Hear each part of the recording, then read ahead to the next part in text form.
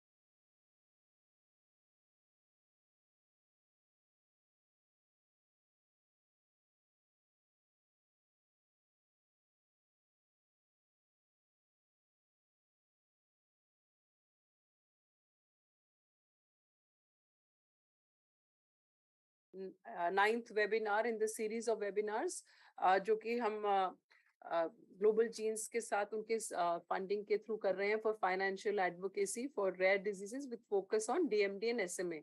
So till now we have come discussed about all aspects कि कैसे diagnose करना है, कैसे manage करना है, multidisciplinary care and what are the new drug options, myths and drug truths, what are there, thinking about parents ko break, how the news should be broken to the parents, breaking the bad news, transitional care, palliative care, ethical issues, destigmatization, humanistic aspect. And yesterday we had two panels, जिसमें we had all experts from all over India. We were discussing कि कैसे the research should be done in India so that we can have good cost-effective treatment options, and then the government of India's rare disease policy. Today we have a we have a very senior professional who has been working in this field for a long time and will be addressing the topic of prohibitive cost, how to deal with challenge and medical insurance. हम लोगों को कुछ मालूम नहीं होता है कि क्या इंश्योरेंस वगैरह मिलेगी, तो madam Shamika Rakibi will be presenting that. I will request Kakuli to introduce ma'am. Thank you, Dr. Shefali, for starting the webinar session. Today, as Dr. Shefali has said, today we are into the ninth session of our webinar, which is prohibitive cost, how to deal with the challenge and medical insurance. This will be a talk by Dr. Shamika Ravi. Dr. Shamika Ravi is Vice President Economic Policy at ORF. Her research focuses on economics of development, including areas of finance, health, urbanization, and gender. Dr. Ravi is also a visiting professor of economics at a leading graduate business schools in India, including WITS School of Management and the Indian School of Business. She was a member of Economic Advisory Council to Prime Minister of India. Dr. Ravi publishes regularly in international peer-reviewed academic journal and translates her research for wider audiences through frequent OEPDs in English and Hindi newspapers. Her research has extensively featured in and cited by global media outlets and national and regional newspapers across. I request everybody to now welcome Dr. Shamika Ravi. Dr. Shamika Ravi, over to you. Thank you very much. Namaskar. Good morning, everyone. I'm going to talk about prohibitive costs, which is the topic that I was given.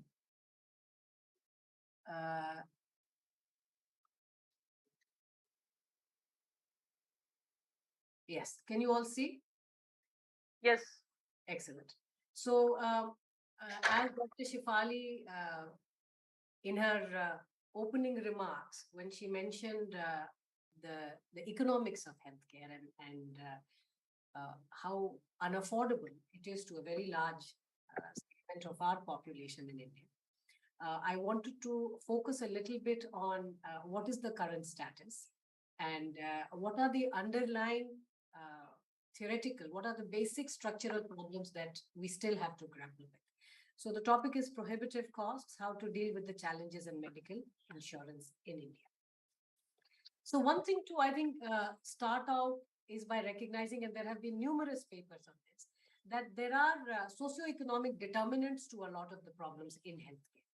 So if you just look at what has happened in India over the last 30 odd years, that we have seen unprecedented economic growth, which has been coupled with very rapid urbanization.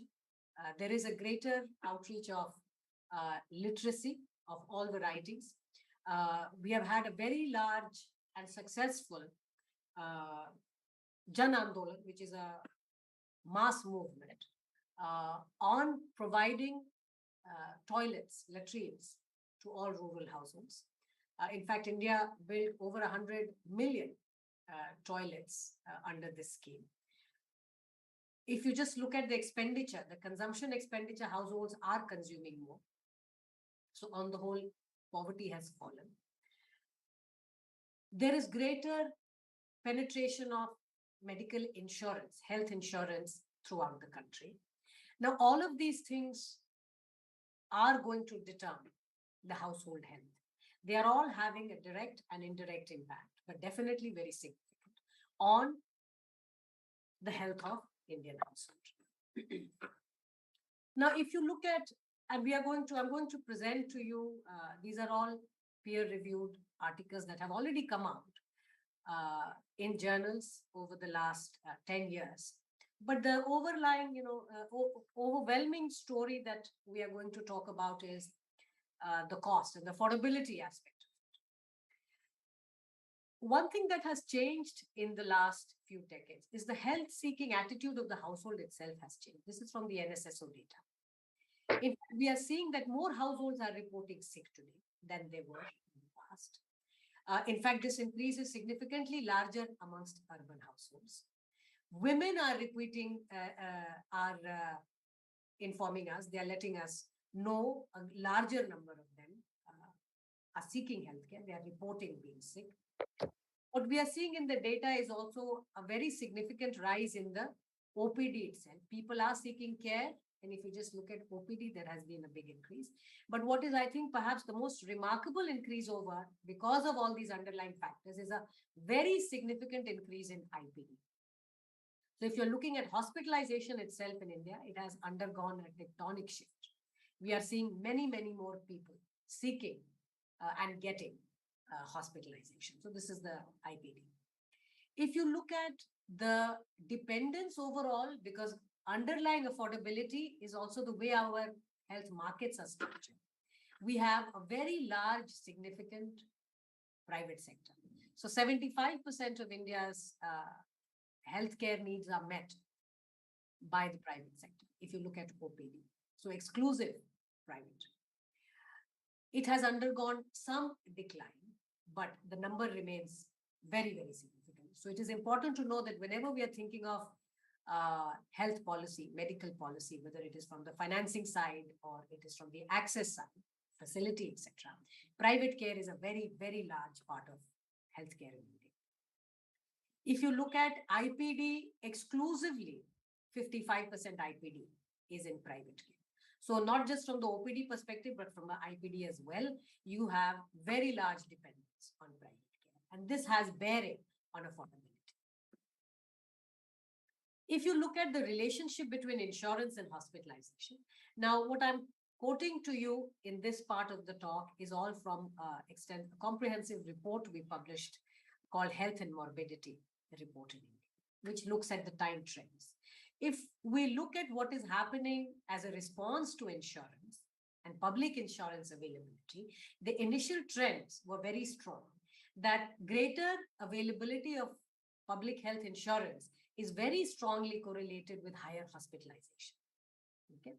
So, and while we find that it doesn't immediately impact the out-of-pocket health burden of the household, what you are seeing is, because now insurance is available to these households, there is greater access to IPD care. So there are ailments for which in the past households might not have access hospitalization. Now they are accessing it. So you have to understand that while there might not be an immediate and big impact on the out-of-pocket burden, increased access to hospitalization is largely being driven by extensive coverage of public health insurance. But I think this is where the story gets complicated, because India's health market is not one monolith health market. Indian health system can be structured, can be understood as 28 state health sectors. Each state of the country has very different dependence, or their dependence on public and private care are very, very different. And I'll tell you why this is important, because they are intrinsically linked with affordability. This graph tells you what is the dependence of poor households. Poor is from the NFHS surveys. We are looking at asset ownership of households. So you can, or you are basically categorizing all households in India into different wealth quintiles. So if you look at the poorer quintiles, you are seeing that in states like Odisha, Kerala, Jammu Kashmir, Tamil Nadu, Himachal Pradesh, Assam, more than 80% of these poor households are actually going to public hospitals for their health needs. So there is great overwhelming dependence on public health infrastructure. But if you go to states like UP, Bihar, Jharkhand, Punjab, Telangana, Haryana, then you have majority dependence on private care for their health care. So I think there are some myths which need to be busted here when it comes to understanding healthcare and affordability across states. If you look at the dependence on private care, it is overwhelmingly UP, Bihar, Jharkhand, Punjab, and Telangana.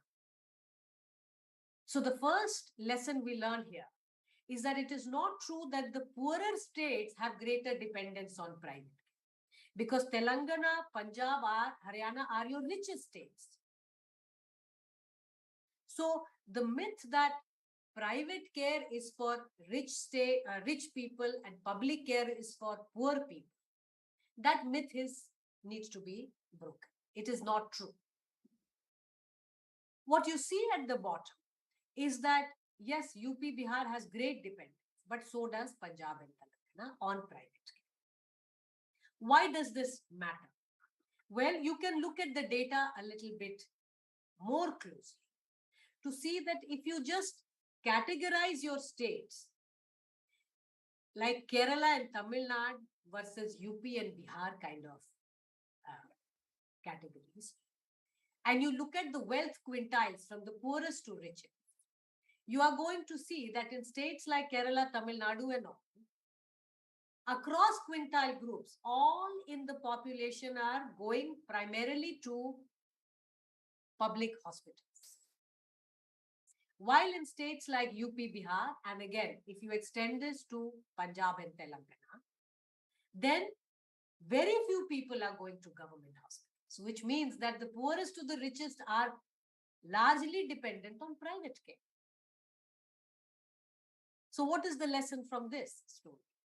The lesson is that it is not affordability is one very key component, but governance and quality of care is what is driving people into public and private care. Meaning, wherever hospitals are functioning well, wherever public hospitals in particular are functioning well, overwhelmingly people prefer public care because the quality of care there is better.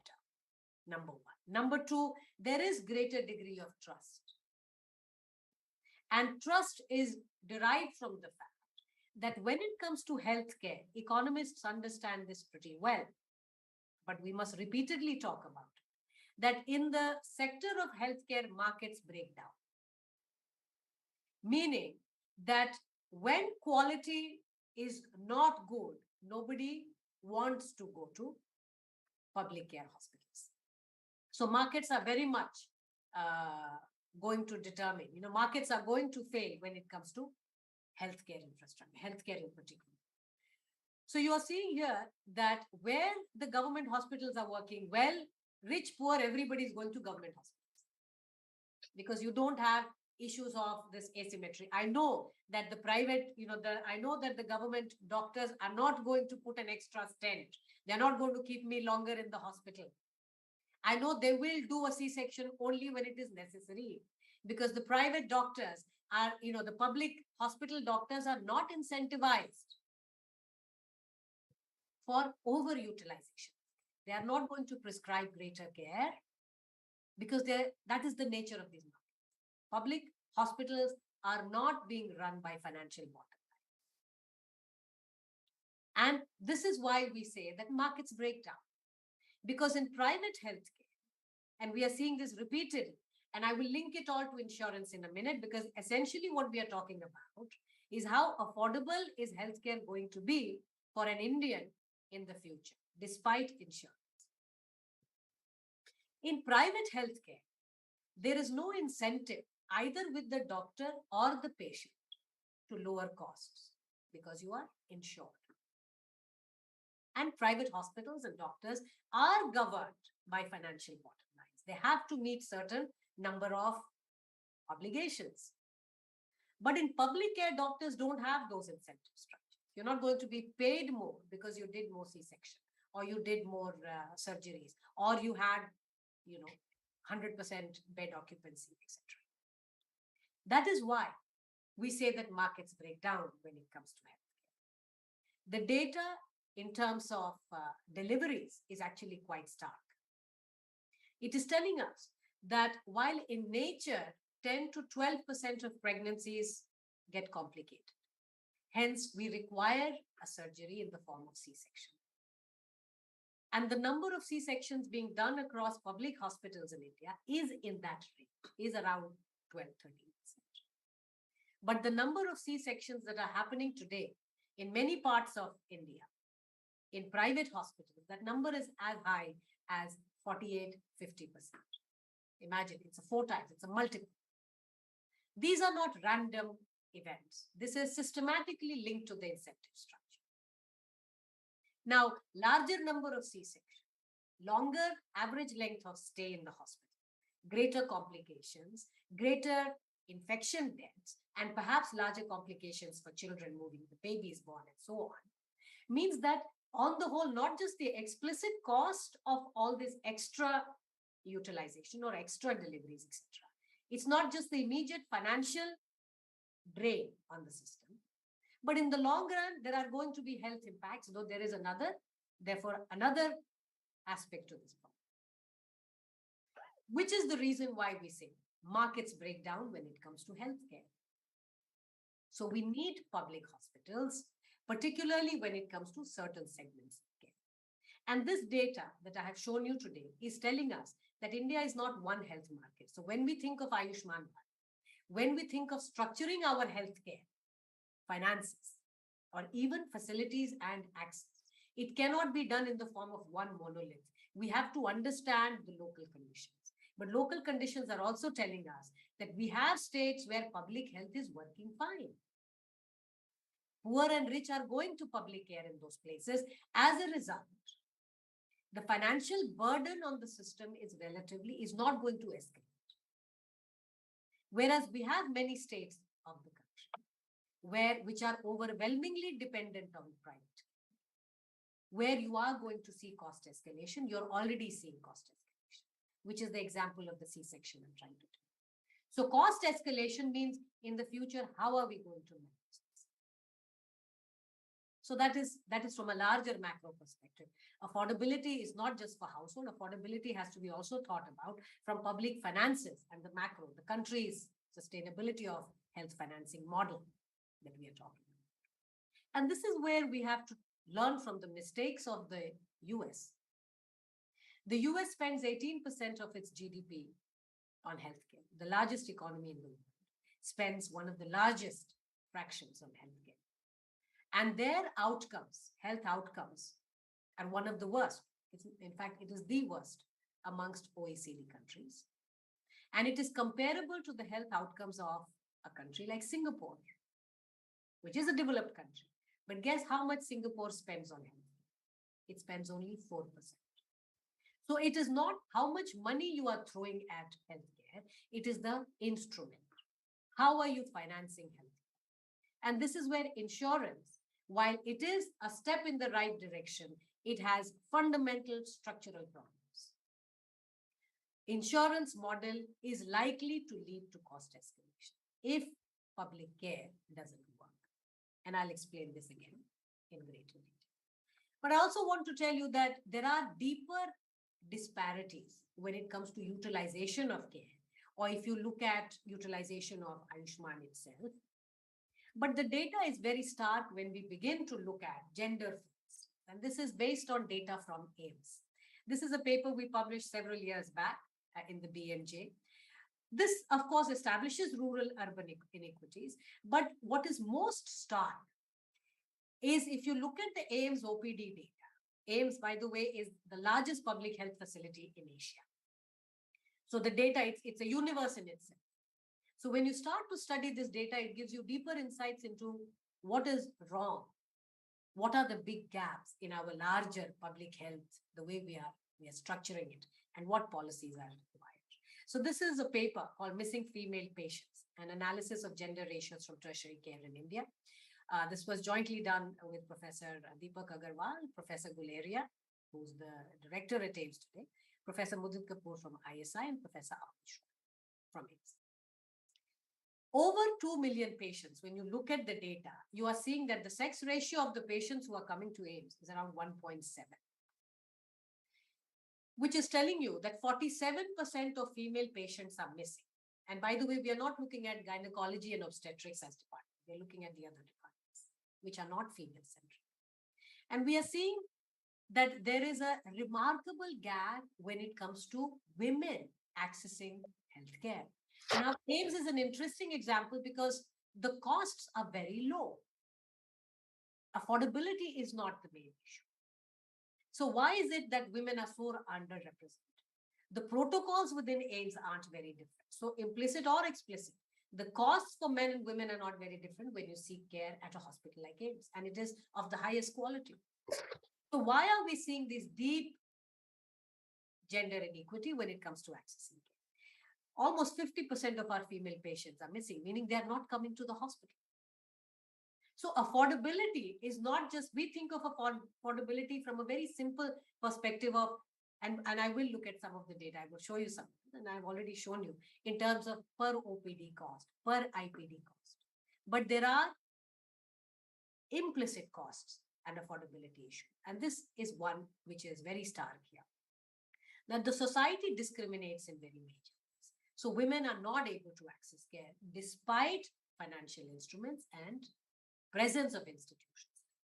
So the problem goes beyond hospital structure, beyond policy. It also goes deeper into the community and the kind of disparities that we have within the community and the kind of discrimination. It is gross discrimination.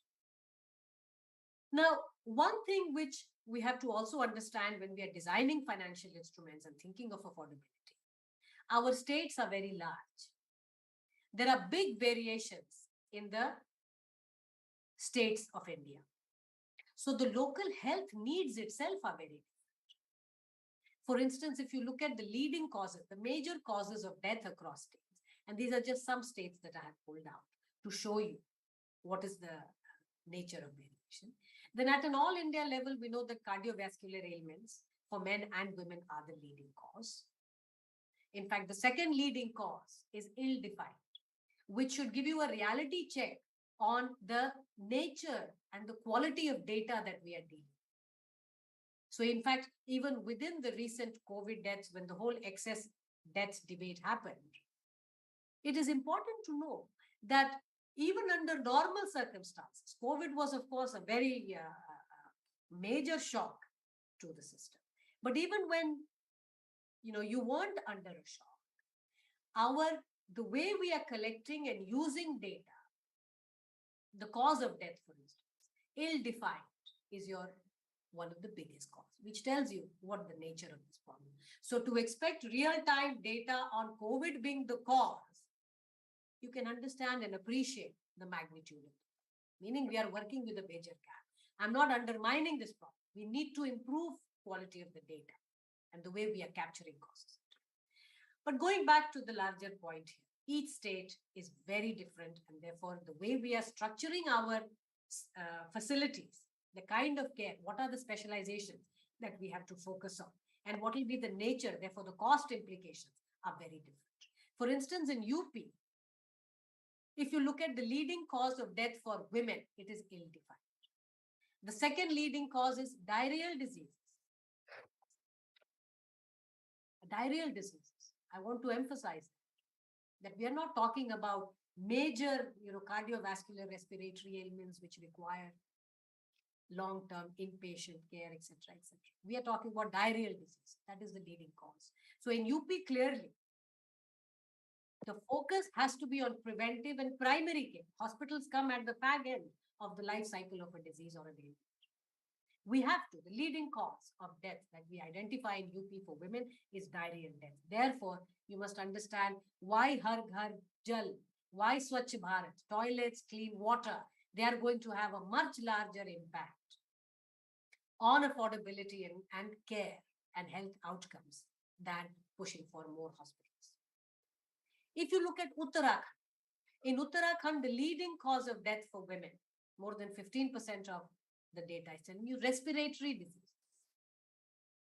And this is because, now this is, remember, this is data from 1560. This is very early on in the life of this administration, which has brought about Swachh Bharat and Har Ghar Jal and the drive to cleanliness, etc.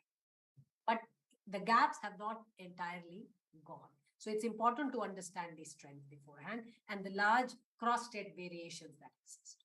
So Uttarakhand, one thinks about, beautiful mountains, clean air. That's not true. The leading cause of death for women is respiratory diseases because indoor pollution was a very big cause. Now you understand why the push for the LPG scheme. Again, healthcare and affordability are very largely linked to these public health outreach. And nobody thought of LPG or even the toilet scheme as being fundamentally women-centric or, for that matter, health-centric. They were seen as welfare programs for the larger welfare, but they have direct implications for health outcomes. So the kind of interventions you need in UP are different from Uttarakhand. And remember, Uttarakhand and UP used to be one state until a decade and a half. Look at Kerala. Kerala, leading cause, cardiovascular disease, malignant and other neoplasms, etc. There, the way we have to structure and therefore the affordability problems are very different. So I want you to appreciate the fact that we do think of from NSS data, NFHS data, we're thinking at the household level. Yes, that is an important aspect of affordability. So we look at out-of-pocket health. We look at impoverishment due to it. We look at catastrophic health expenditure and what that is doing to impoverishment. That is the lens that as economists we have traditionally focused on and we have published extensively on this. But here is another lens because now you have to think about the sustainability of our financing, healthcare financing in the long run. The first thing to recognize is you are thinking of 28 very different state health economies, where the focus on affordability will look very different, because UP will have to push for greater cleaner water, more toilets. They are all linked with diarrheal deaths. Uttarakhand will have to worry about indoor pollution much more than anything else, while Kerala will have to worry about cardiovascular diseases. So when you are thinking of financing and affordability, also from an Ayushman Bharat perspective, which is a big step towards universal healthcare coverage or affordability, we have to recognize that Ayushman itself will have to be fine-tuned. Ayushman must look very different. It must cover very different aspects of healthcare.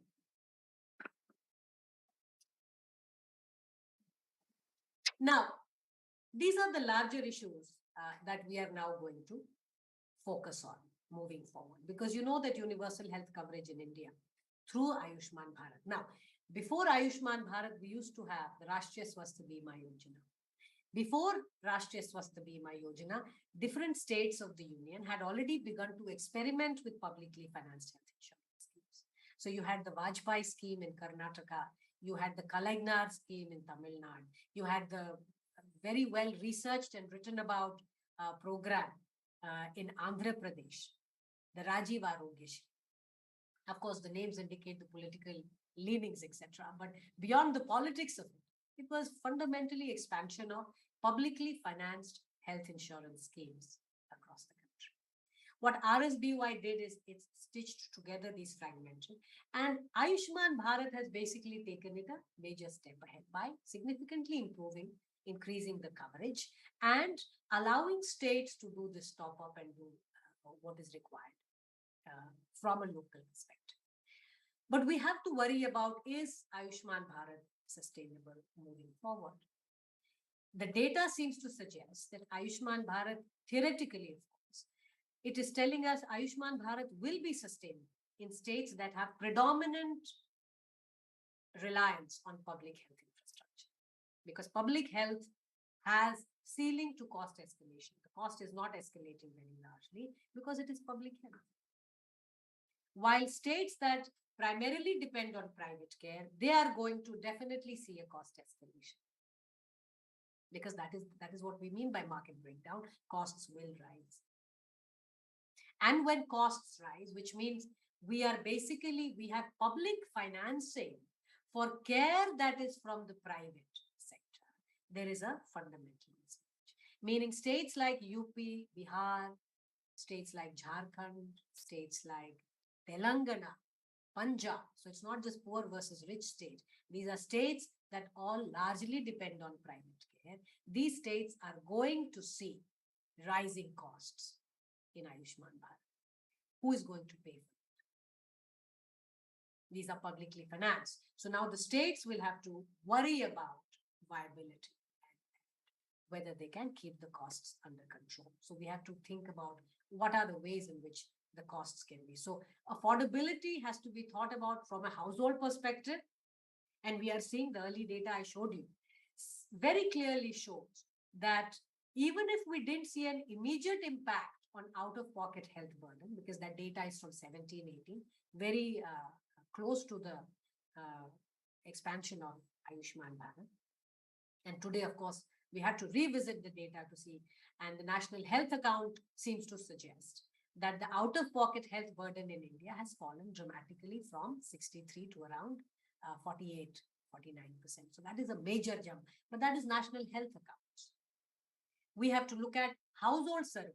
We have to look at the NFHS type of basically NSS data, look at household expenditure to realize what is the per capita, what is the household level out-of-pocket health burden that is changing, and how is it linked to expanding public health insurance. That data is still not available. Hopefully it will be soon. But the early trends have clearly shown that even if immediately out-of-pocket health burden doesn't fall dramatically, what we have seen is a very significant jump in utilization of care. We have seen almost a 50% increase in IPDs. Because publicly financed health insurance is available, people are now going to hospitals for care which they otherwise would not afford. So IPD is having a significant impact. Ayushman Bharat type publicly financed health insurance schemes are having a direct bearing. But when we think of the way the healthcare structure is structured, we have repeatedly in many of our health policies made a pledge that we want to focus. In fact, the number which is often cited is 70% of our resources on primary care. We are very far from that promise that we have made to ourselves repeatedly. But the focus on primary care makes complete economic sense. In fact, if we strengthen primary care, that might be the best way to make Ayushman Bharat sustainable. Which means if we can catch diseases early. In fact, there was a very neat randomized control trial done in Karnataka several years back, which said that if we provide financial assistance for OPD, that has a direct bearing and impact on average length of stay in the hospital or on IPD. So if you can catch diseases early, we have to try our best to catch diseases early. Early detection means strengthening the primary health structure across our states. If you recall, the Ayushman Bharat has two components to it. One is the universal health coverage, under the insurance, so national, the health insurance coverage that we have. But the second component of Ayushman Bharat is the wellness center, and it is an equally important part of Ayushman Bharat. Unfortunately, it is the poor cousin, which is constantly dropped from conversations, which is constantly dropped from media. And I think we are all to be blamed, even as researchers, because financial instruments are something we have data on and we are seeing movement, we are focusing much more on it. But those of us who can see a little bit into the future, we are worried about the sustainability. Will we go the US way? But we are not an affluent country. We cannot be making these mistakes. We have to instead look at Thailand, look at countries which have figured out a balance between giving out insurance, making healthcare affordable, and strengthening public health infrastructure, strengthening primary and preventive healthcare infrastructure, so that affordability, a sustainability of these insurance programs can be kept in mind. The second thing that we have to now be on a great lookout for is also the huge variations which are emerging within the country. One is the rural-urban variation, because repeatedly the NSS data has made it clear that urban households have a much greater burden when it comes to healthcare expenditure. They have witnessed the largest increase, whether it is in consultation fees to doctors, whether it is diagnostics expenditure, whether it is expenditure on medicines, overall IPD and OPD expenditure per visit has increased very significantly for urban households. Rural households have also seen an increase, but not of the same variety. And one reason is because large public policy, schemes such as the Janani Suraksha Yojana, when we are incentivizing mothers to have institutional deliveries, a lot of them are happening in states like MP, in states like Rajasthan, etc. They are happening in public hospitals. And MP is a very shining example that the public hospitals are almost dominant when you look at IPD care, not just for maternal and child, but across ailments. So that is one disparity that we have to. Rural-urban is one. The second is between the public and the private care. That different areas in our country, our states are the size of countries. So when people are thinking of Indian healthcare market or affordability and insurance, it is quite misleading because you're looking at averages. You're not looking at the distribution across states. States are very different. Some states have greater reliance on private, some states have greater reliance on public. And of course, as I showed you, across quintile groups, there is a trust factor when it comes to public care, or markets breaking down when it comes to private care. We have to invest more in public health care, and particularly you know, in areas where there is predominance of private care. What this is also leading us to believe that while yes, states are very large, our districts are also very large entities, which means the variations that I have shown you across states, the variation that I showed you for even causes of deaths across states, so health demands and the needs are very different. We have the wherewithal in terms of data. We have, and policy making capacity. We have to now dig deeper. We have to look at district level variation when it comes to affordability. We have to begin looking at, urban districts look very different from rural districts. Closeness to Delhi, cities and states around Delhi look very different. You have pockets of health clusters across the country. We have special economic zones in the form of, medical cities, which are growing because clustering has its own economies of scale. So the closer the districts are towards these clusters, the nature of the economy, affordability, etc. And remember, there is an entire economy around healthcare. Hostels will come up, lots of pharmacies will come up, travel agents will come up. And of course, we haven't even started talking about medical tourism, one of the fastest growing sectors in the Indian economy. That again has issues of affordability and regulation, care, etc. So districts, we have to move now towards district when it comes to affordability, fine-tuning Ayushman Bharat to district requirements to make it viable at that level. Then the regulating the private healthcare. As I gave you the example of C-section, it is a very stark example because it drives home the point very well that when we say markets break down in healthcare, that is a very core example that overutilization will happen in private healthcare because the incentive structures are such. There is deep cases of moral hazard. There is fundamental problems of adverse selection, and just the nature of monitoring and regulation is such that private healthcare will see cost escalation. So regulating private care becomes very, very important.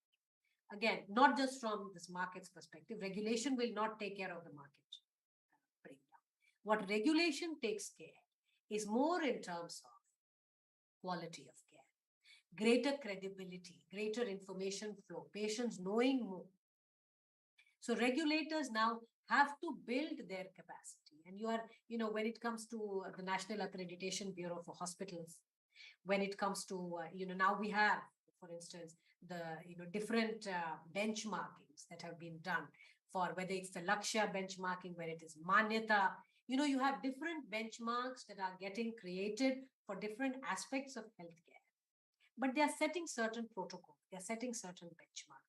And we have to move more and more of our facilities, public and private, towards meeting these quality of care. Because again, affordability, remember, we can say that public care is free. But if there is no public hospital, free means very little. Free means nothing. Because the cost, the way we see it, is infinite. You don't have a government hospital. So what does free government care mean? The cost is actually infinite because you don't have a hospital. So you have to understand why we need to focus, while we are talking about the financing, a very major focus right now has to be driven towards expanding our medical regulatory capacity. For the longest time, accreditation was based on just tick box, just tick marking a list of inputs. But these are inputs: number of doctors, number of X-ray machines, number of beds, etc., etc. Or if you just look at ratio of doctors to patients, nurses to patients, nurses per SNCU, nurses per IC, etc., etc. Those are still just benchmarking. Moving towards quality of care, which means when we are saying we want to be able to assess quality of care, it requires better data. It requires sharing of data. It requires the regulator to have the capacity to use that data to say, this is the quality of care. And moving the entire thinking away from just input-led. How much is there? What are the inputs? Towards outcomes, eventually outputs and outcomes. How many patients you have seen could be an output. But an outcome is a readmission rate. You have discharged a patient and 1 week later the patient comes back. That is readmission. It's a very good proxy. It's a good benchmark for quality of care. Average length of stay. If you're looking at hospital-acquired infection, we have to now, and each of these indicators requires hospital systems to collect data. Now, don't get me wrong, we are collecting more data than we ever have historically. In fact, we are putting inordinate amount of pressure on our doctors and nurses to collect data. But that is not the right use of their time. What is missing right now is an entire public health cadre, an entire IT for health cadre, specialists who are basically trained to enter and analyze health data. We cannot be putting more pressure on doctors and nurses to collect this data. That is the first link in the chain.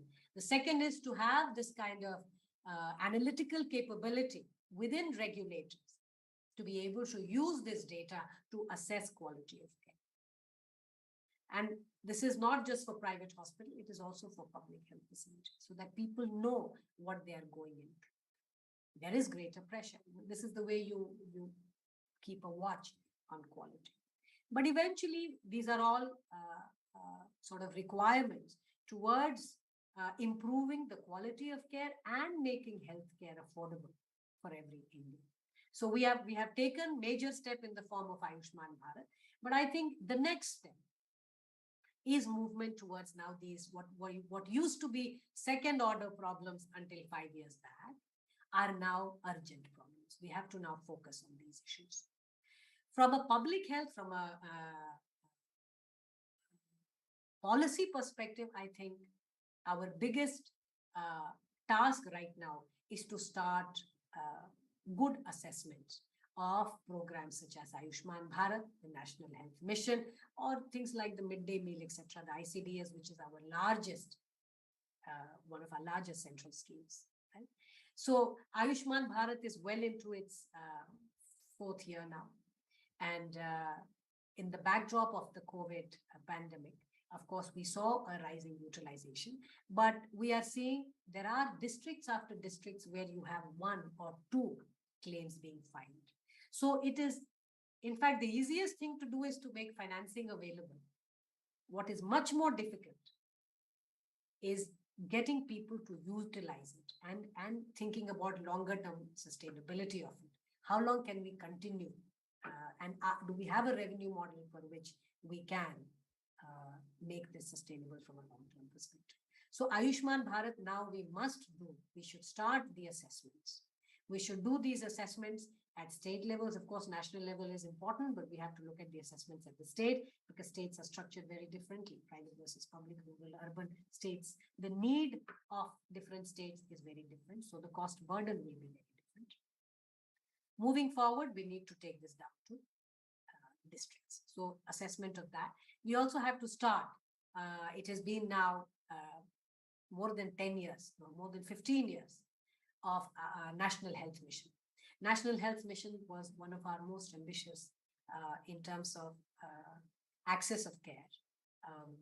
NHM was a very major policy intervention.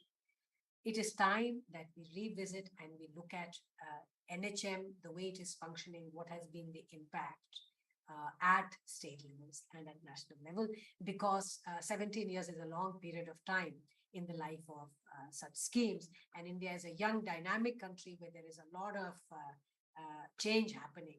First slide that I showed you, the rapid urbanization, greater literacy, more insurance, all of those things mean the demands from NHM is also likely to change over time and very quickly.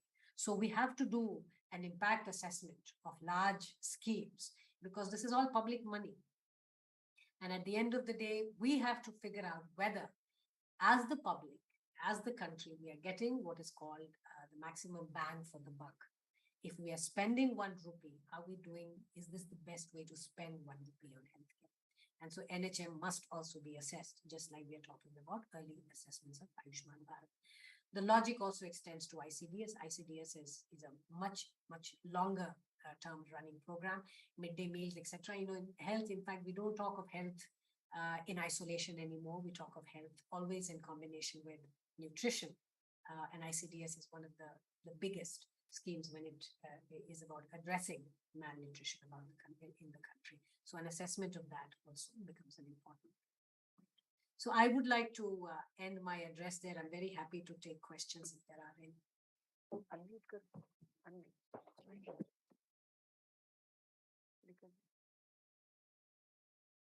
Thank you so much, Dr. Shamika. It was very exhaustive. तो सारी जो schemes है जो हमारी government ने करी हैं वो सबके लिए डॉक्टर शमिका ने हमें बताया. तो उसके अलावा कोई भी अगर किसी के कोई क्वेश्चंस हैं आप प्लीज चैट बॉक्स में डालिए, और अगर किसी को कुछ जो बोलना है तो बोल सकते हैं. Will check on the YouTube also, you can put the questions. Thank you, Dr. Shamika. That was really a very exhaustive and a very interesting data which you had presented. Definitely one needs to see the states and at an individual level to, have the full utilization of the government things. There is one question which we had got. Question. How much percentage of the public and private insurance can be used for coverage of diseases like DMD and SMA? That's an excellent question. Remember when Ayushman Bharat was launched, mental health was not a major part of it, but it has been extended. It has been extended, I think, to 17 categories of mental health. Unfortunately, there has not been any assessment of utilization of that care or any such study which is in the public domain. Definitely one that I haven't come across. So I'm not in a position to answer that. For these specific ailments, what is the kind of support that is being sought and used in the market.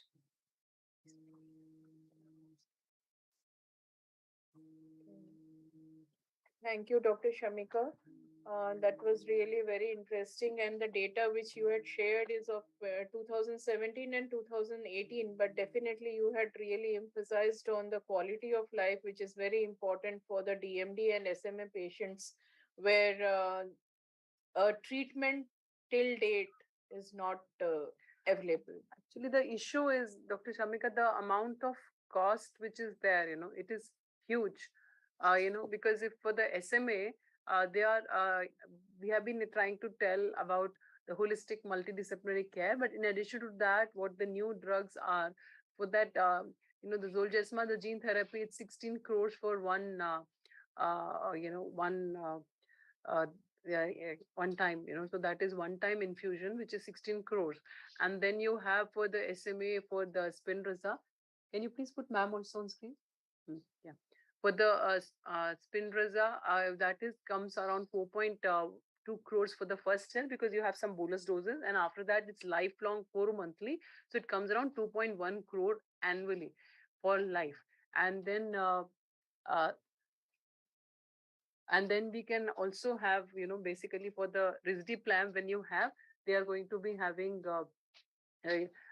with the risdiplam you have around 2.4 crores a year. That is what from the internet it is, but since it came out last year, and we had Roche had come out with it with packages for parent support group, and in that we have that comes around 1.2 roughly, because we're buying one bottle, because that's an oral medication.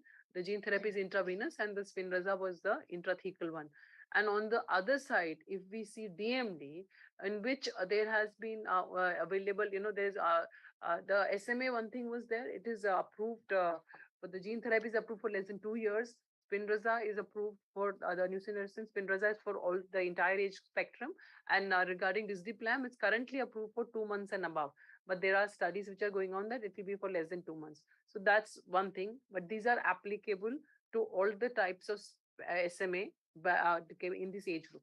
But for DMD, what happens is parents, we're trying to tell parents ki to DMD hai, we have the standard of care is giving steroids, which many people don't give. That is a problem. And talking about holistic multidisciplinary management, the specific therapies which have come up are, only for certain kinds. So we have two major kinds of therapies which have come up. One is the exon skipping one, and the other one is bypassing the stop codon. For the stop codon bypass is atalurin, which is approved in Europe and not as of yes approved in FDA. We were having some trial going on in India, including AIIMS, which has just got over. So it will probably get FDA approval. That is an oral medication, but being used in Europe, and because it's approved. The other is the exon skipping. That is available only for three areas of the, it's a DMD gene is the largest gene. It is 79 exons. It's available for only 45, 51, and 53. And that doesn't mean that those particular sites lesion. It means that certain genetic mutations which are amenable to these sites. So they come to around more than 100 kind of mutations, but overall 7,500 mutations are known in DMD. What I want to say is that these newer novel therapies are as of now not available for all the DMDs. Parents don't understand that, and everybody is chasing, because recently we had the court cases were got to AIIMS. We were assigned to see them, and when I reviewed all the families, many of them were from outstation. They were, three of the patients were not amenable to therapy, but they were going around struggling. So I mean, one is that empowerment bit, and the cost in DMD comes around 6 to 9 crores annually for life. These are intravenous infusions, except the atalurin, which was oral, which was also very costly, around 8 crore a year.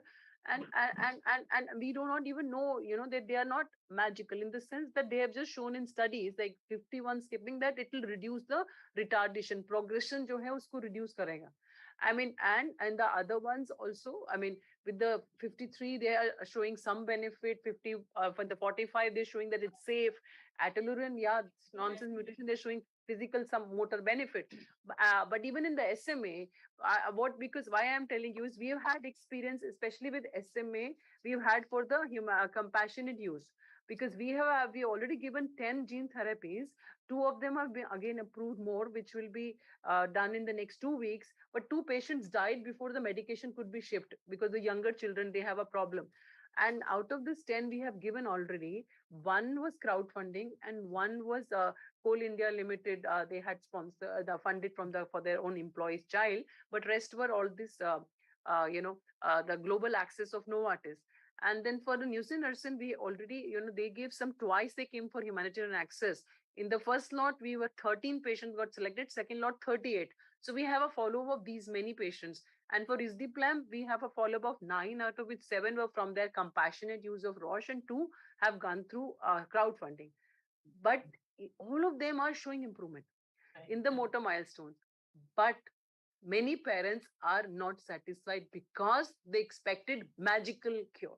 They expected it's given and it will happen. So when you're seeing their milestones are improving, but parents' expectations. So I want the parents to understand that they are not magical therapies. We've already had sessions on these 2 sessions. We've already had one panel discussion, so that the parental expectation is understood, because they are just running helter-skelter trying to look. Yes, and we have to also ensure that all the insurance which they will get will also include vaccination, because we like to give the vaccination for those prevention of the respiratory diseases. We like to give them pneumococcus, influenza, and we give varicella to them before we start steroids for DMD, and otherwise also in SMA. And we need many of the DMDs mostly are going to become non-ambulatory later. So whether we can have good quality wheelchairs, we can have support, like in the form of CPAPs and the ventilators. Now new transport, small ventilators are there. So their support is required both in DMD as well in SMA in different ways, because they all have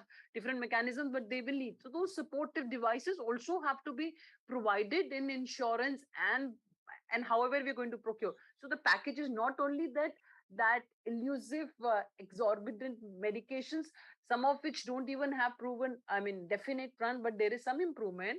But that is something important. And then one of the sessions yesterday, we had people from across India and from the various agencies to understand whether we can have this indigenous research, because these are costly, because they've been developed by MNCs with a lot of expenditure in their development. So they are patented, right?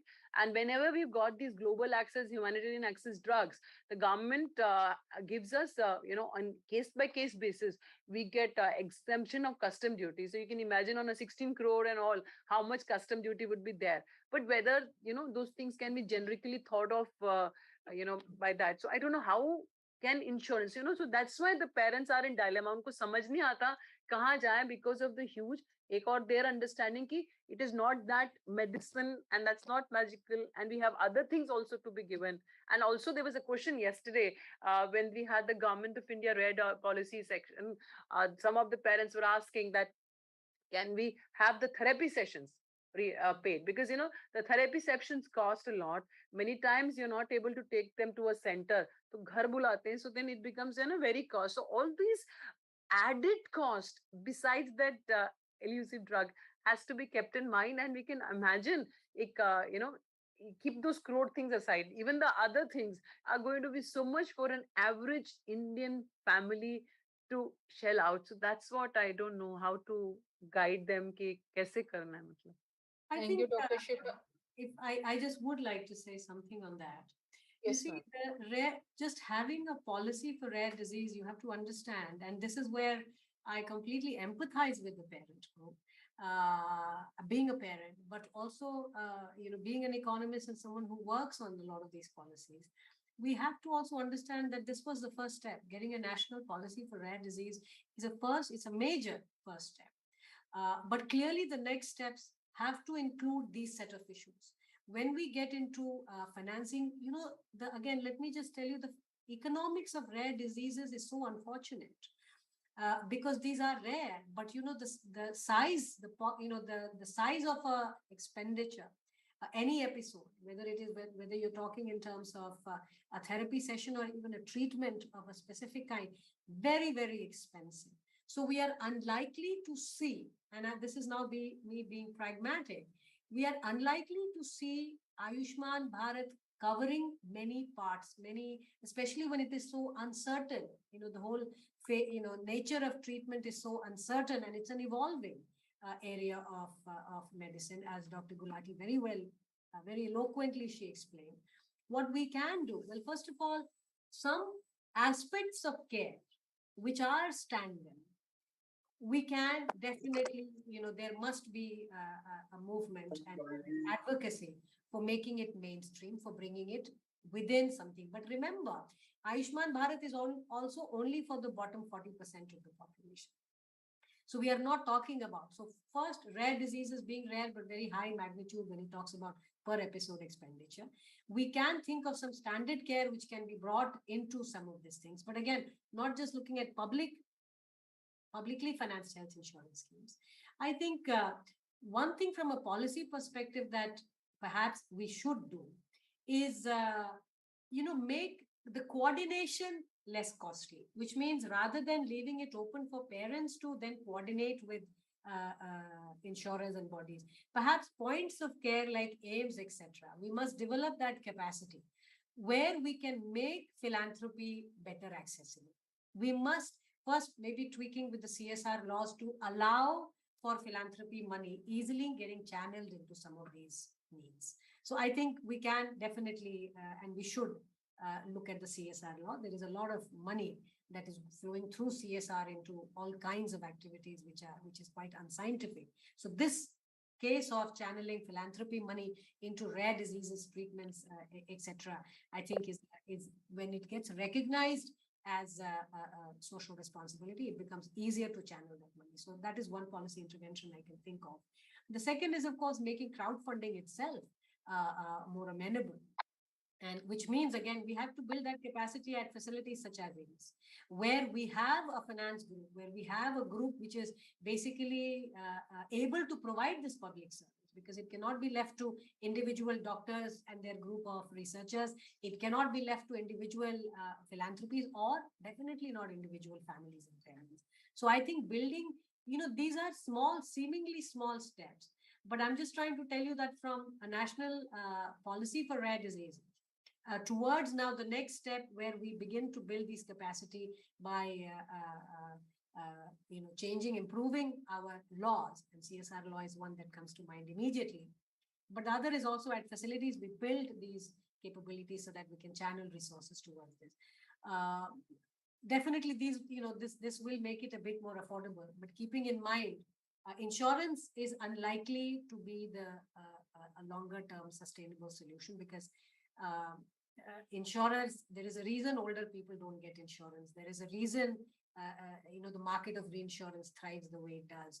So the economics of insurance does not lend itself, as a financial instrument to some of the needs that we are talking about today. And I mean from the private sector, private insurance. So we have to look for alternatives in the form of philanthropy and government recognizing and making it easier.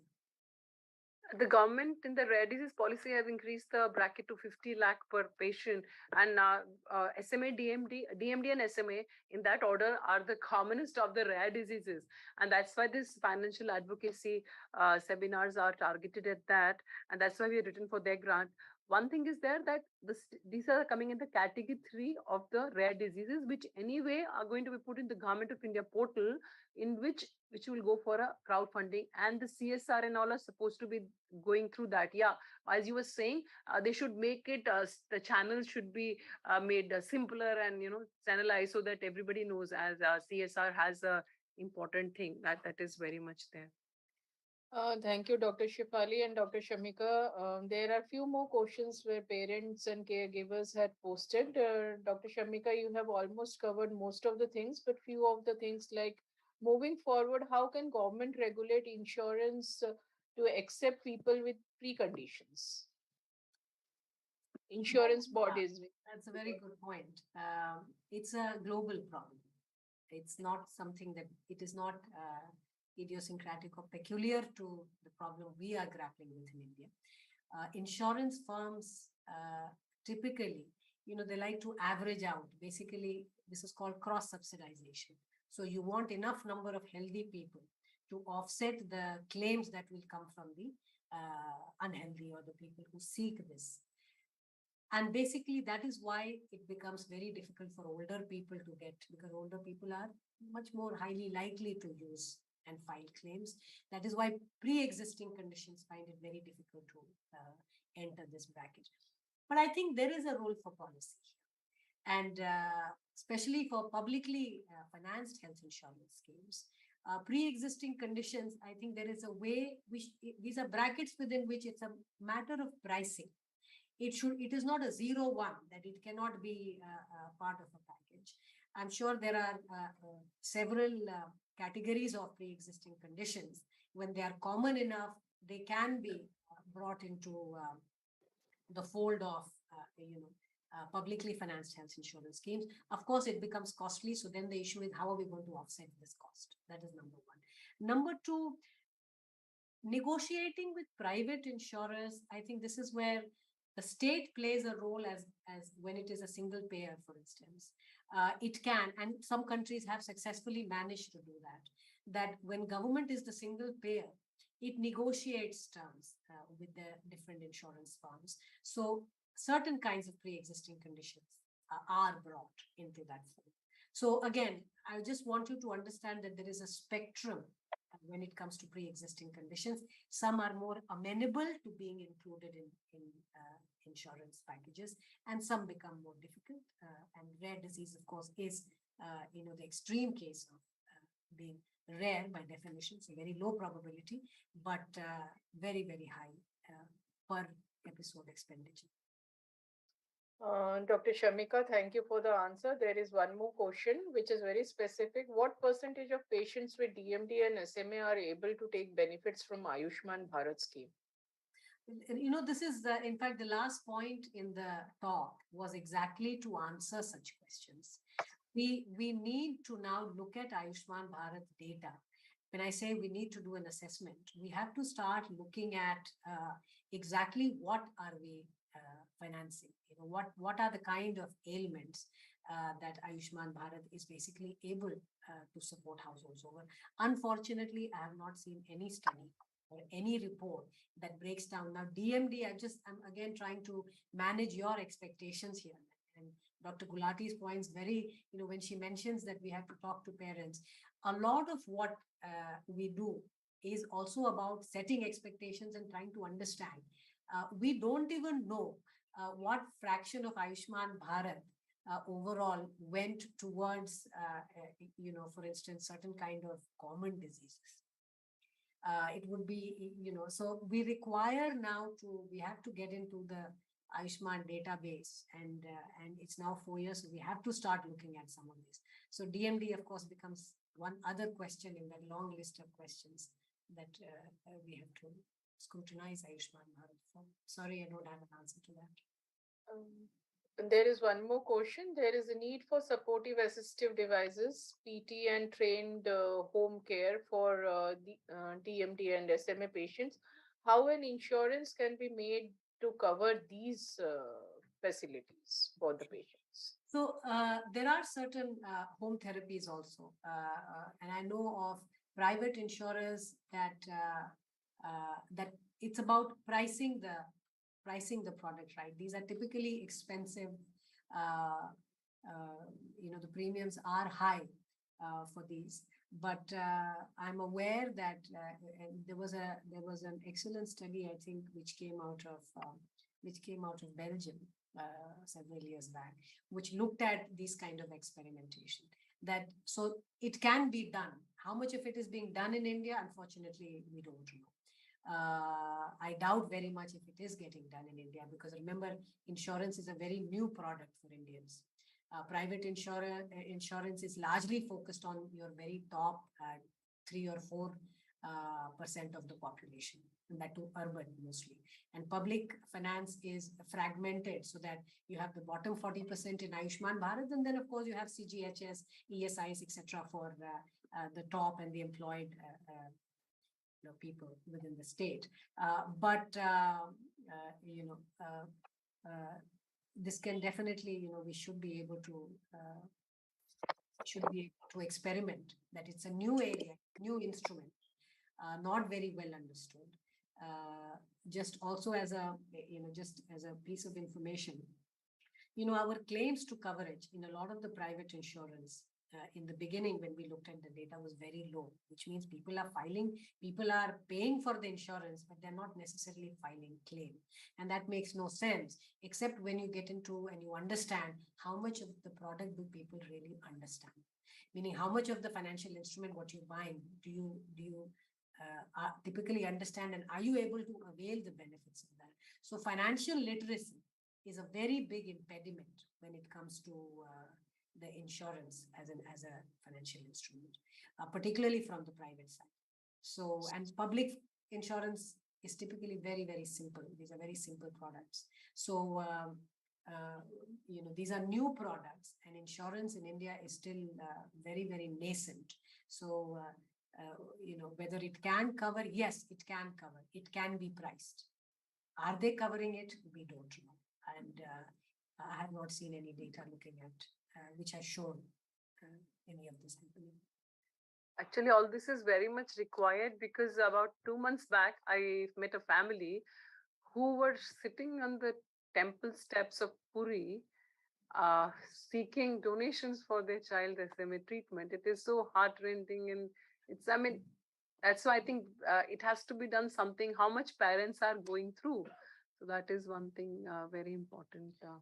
We have one or two more similar questions, which Dr. Shamika has already addressed, like palliative care. How can, one can have benefits from the schemes which we already have, and also for few of the equipments, like the equipment parts, like the batteries and small parts, how it can be, covered. I think Dr. Shamika has already covered all these questions. And definitely we need to look into more, like how to get the benefits for the patients. Thank you, Dr. Shamika. Over to Dr. Shefali now. Thank you so much. We'll have the poll questions. We finished that. So we'll come to an end to this part 1. Thank you so much, Dr. Shamika. And this has been live streamed on YouTube. I'll be sharing the link with everyone. And I've shared in your WhatsApp. It's open to all. It's not a private thing, and we'll be putting it on AIIMS website, plus it will also be on Global Genes website, and one can be free of putting in any website link for any of this. And the second session today will be parent support group panel of we have parent support groups of SMA and DMD will be joining our panel for the thing. Thank you so much. Really grateful to you. Wish you all the best. Wish you all the best. Thank you. Thanks. Thank you. Ma'am, you can. Good morning. अभी हम second panel में जाते हैं. Second panel जो है उसके अंदर we will be having the role of NGOs, मतलब पेरेंट सपोर्ट ग्रुप्स का जो पैनल है जो हमारे एसएमए और डीएमडी के है. अभी तो सिर्फ ब्रीफ ओवरव्यू है. फिर उसके बाद मंडे को we will be having 2 parts. We have NGOs from India and abroad on SMA and DMD separately. Issues क्योंकि बहुत इंपॉर्टेंट रहते हैं, तो we will just start. So doctor Gautam, will you put the slide on? And we before that, Dr. Kakuli will introduce all the panelists. And Dr. Kakuli, please introduce the panelists. Yes, ma'am. Thank you, Dr. Shefali. Sorry, I could not see Dr. Geeta Jotwani has also joined and she has raised her hand. Oh, sorry. Okay, I also can't see. 1 minute. Ma'am, please, ma'am को unmute करिए. Ma'am को panel में upgrade करिए, please. She's Okay. in the panel. No, Shefali, it was interesting. I missed early part of this. Ma'am, it's on the YouTube link. Yeah, I'll definitely listen to that. And I have concern because see, of course, many philanthropic organizations are ready to donate. There is a crowdfunding which has been initiated by some of the groups and patients directly on the social media. And of course, this Ayushman Bharat, I think everything should come together and there should be a proper channel, rules and regulation, how to utilize this funding, kind of a consortium which can be handled by all the state contribution of the stakeholders, because many of these societies also have donations from different philanthropic organizations. So that can be brought under one umbrella, but keeping the corruption and biases in mind, I think this needs a very transparent system in place with the rules and regulations and a proper follow-up that what is happening there. Okay, so I think after we finish these 20, I think we will have a brainstorming with few of the experts, obviously including you. We'll have Dr. Shamika, so that what we have gone through all this, because ma'am, iske baad like we are having this parent support group, then we have pharma, and we have all MNCs from pharma on Saturday, followed by the media thing, then NGOs from India and abroad, then having the global scenario. We are having colleagues from across and even from the MNCs, and then we're talking about crowdfunding, hope versus hype, self and parent advocacy, then financial solutions through humanitarian access through the CGHS and ESI, all that, and then we have the parent counseling class and coping strategies. So I think in the end, maybe we can get out with the recommendations of the entire series as one document in addition. Sure. And in that, ma'am, then we can recommend our site to the the government for some suggestions for improving. absolutely, absolutely, I agree with you.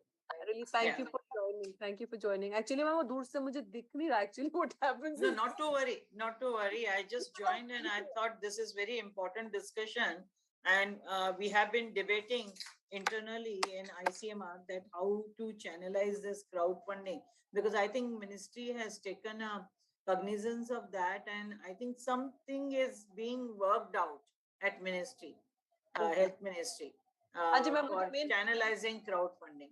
So, I'll call them also in the. yeah, you need to understand what is actually the procedure they are setting, because this happened in case of SMA only. Yes, and people were funding, you understand, many of these groups and NGOs were involved, but ultimately whether the patient is receiving that funding or not, like we are working, I mean, the way Dr. Shamika suggested that we should look at how the Ayushman Bharat is helping. We need to see how they are benefited. Same way, I mean, to understand this, I think there has to be some body who looks after this funding, because otherwise it is going to go haywire. And even if it is with somebody and if it is not followed, money, whether it is reaching to the parents and the patient, that is very important, right? Absolutely. Yeah. Thank you. Thank you. Thank you, ma'am. Now, Dr. Kakuli will introduce our panelists from the parent support group, please. Thank you, Dr. Geeta. Kindly be with us for all the sessions. We are really very happy to hear all the views from you, and we'll definitely highlight these in the coming sessions also. And we'll improvise on few more things in coming webinars. In this session, which is our 10th session, which is the parent support group panel for SMA and DMD, we have Mr. Saurabh. Saurabh Kumar Singh is a founder member of RDIF and has actively been championing the cause of rare disease patients for over 5 years. We have Mr. Prasanna Sirol. He currently serves as a co-founder and executive director of ORDI, an umbrella organization that represents more than 7,000 diseases in India. He has been instrumental in national level advocacy for rare disorders for past 11 years. We have Ms. Gitanjali Sehgal. Gitanjali Sehgal is a co-founder at FMSA India and head of patient advocacy group. Her niece is a type 1 SMA girl. Gitanjali holds an MBA degree and is a business consultant. In addition, she is working as a patient advocate for FMSA community. She had attended many national and international conferences on SMA and coordinated with international groups for working in rare diseases. We have Ms. Sanjana Goyal. Sanjana Goyal is a fashion designer who runs a boutique in Solon's Hospital Road, needs everyday help for even getting up from her wheelchair. She suffers from muscular dystrophy and which worsens with the time. Hats off to you, Ms. Sanjana. She has joined with us today to share her experiences. We have Ms. Alpana. Alpana is spearheading the launch of the Cure SMA Foundation of India, a pan-India organization inspired by similar network in United States. The aim is to forge a group in India where families could share their struggle and fear, as well as campaign for greater awareness and support. Over to you, Dr. Shefali. Thank you. Welcome you all. And personally, we have been collaborating mostly your SMA because they have reached out to us for majority of patients, but we are working together all the time, and we will just go ahead with the questions. You can feel free to, anybody can opt to answer, because I'm just putting a question. I may just suggest to anybody, but if you want to add, you can anyway raise your hand and we can add. So what is the role of parent support groups in neuromuscular diseases? And who would like to answer? Next slide, please. May I? Hello. Yeah. May I? Yeah, please. Yeah, this is Sanjana. Next slide. Go to slide number 5. Yes. Yeah. Hello. Yes. Am I audible? Yeah. Yeah, you're audible. Yeah. So basically, we, as Ma'am Shefali, Dr. Shefali Gulati has given my introduction already, but majorly now we are running an organization in the name of Indian Association of Muscular Dystrophy. So the thing is, we hold, we have actually residential facility for the children with DMD, of course, and SMA. What we do is, initially when a person gets the shock, I would say, that the child is having some problem which is incurable, हम लोग उनको क्या करते हैं कि हम सबसे पहले उनको बताने की कोशिश तो करते ही हैं कि this is something which is incurable. We don't hide anything from them, but then we make them meet other parents who have undergone the same shock. So initially, that is the best shock absorber for the parents, कि we are not the only ones. क्योंकि जिस वक्त ये shock उनको मिलता है तो उनको ये लगता है कि सिर्फ हम ही दुनिया में एक हैं जिसके साथ ऐसा हुआ है. तो जब वो और दूसरे लोगों को मिलते हैं, हम इससे पहले कि हम कुछ कहें, हम उनको कुछ भी समझाएं, तो दूसरे लोग उनको आपस में पेरेंट्स ग्रुप्स जो है वो ही एक दूसरे को मिलके वो अच्छे से इस बात को समझा देते हैं कि you're not the only ones. This is one thing. Second, may I know what exactly this thing was? Question. What is the role of parent support groups in general in neuromuscular diseases? Generic question. Okay, okay. So So एक बार these are आप थोड़ा बता दीजिए फिर I will request Alpana to say because वो दूसरा condition है वो दोनों struggle अलग है हाँ क्योंकि they are racing against time in different way मतलब both of us I mean you understand that DMD still has some time SMA type 1 doesn't give time you know. Yeah. I know, I completely understand that. So this is how we start, and then we give them a place to live together, and we tell them to share with each other कि किस तरह से आप लोग इसको handle कर सकते हैं. We teach them management of muscular dystrophy, and we teach them how to live gracefully and in a dignified way, even if the person is going weak day by day. His muscles are losing controls, and his body is losing controls. Still, we teach them that a person can lead a very good life. Being on the wheelchair is not the end of the life.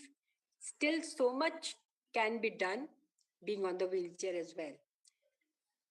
So this is one thing. And second thing is,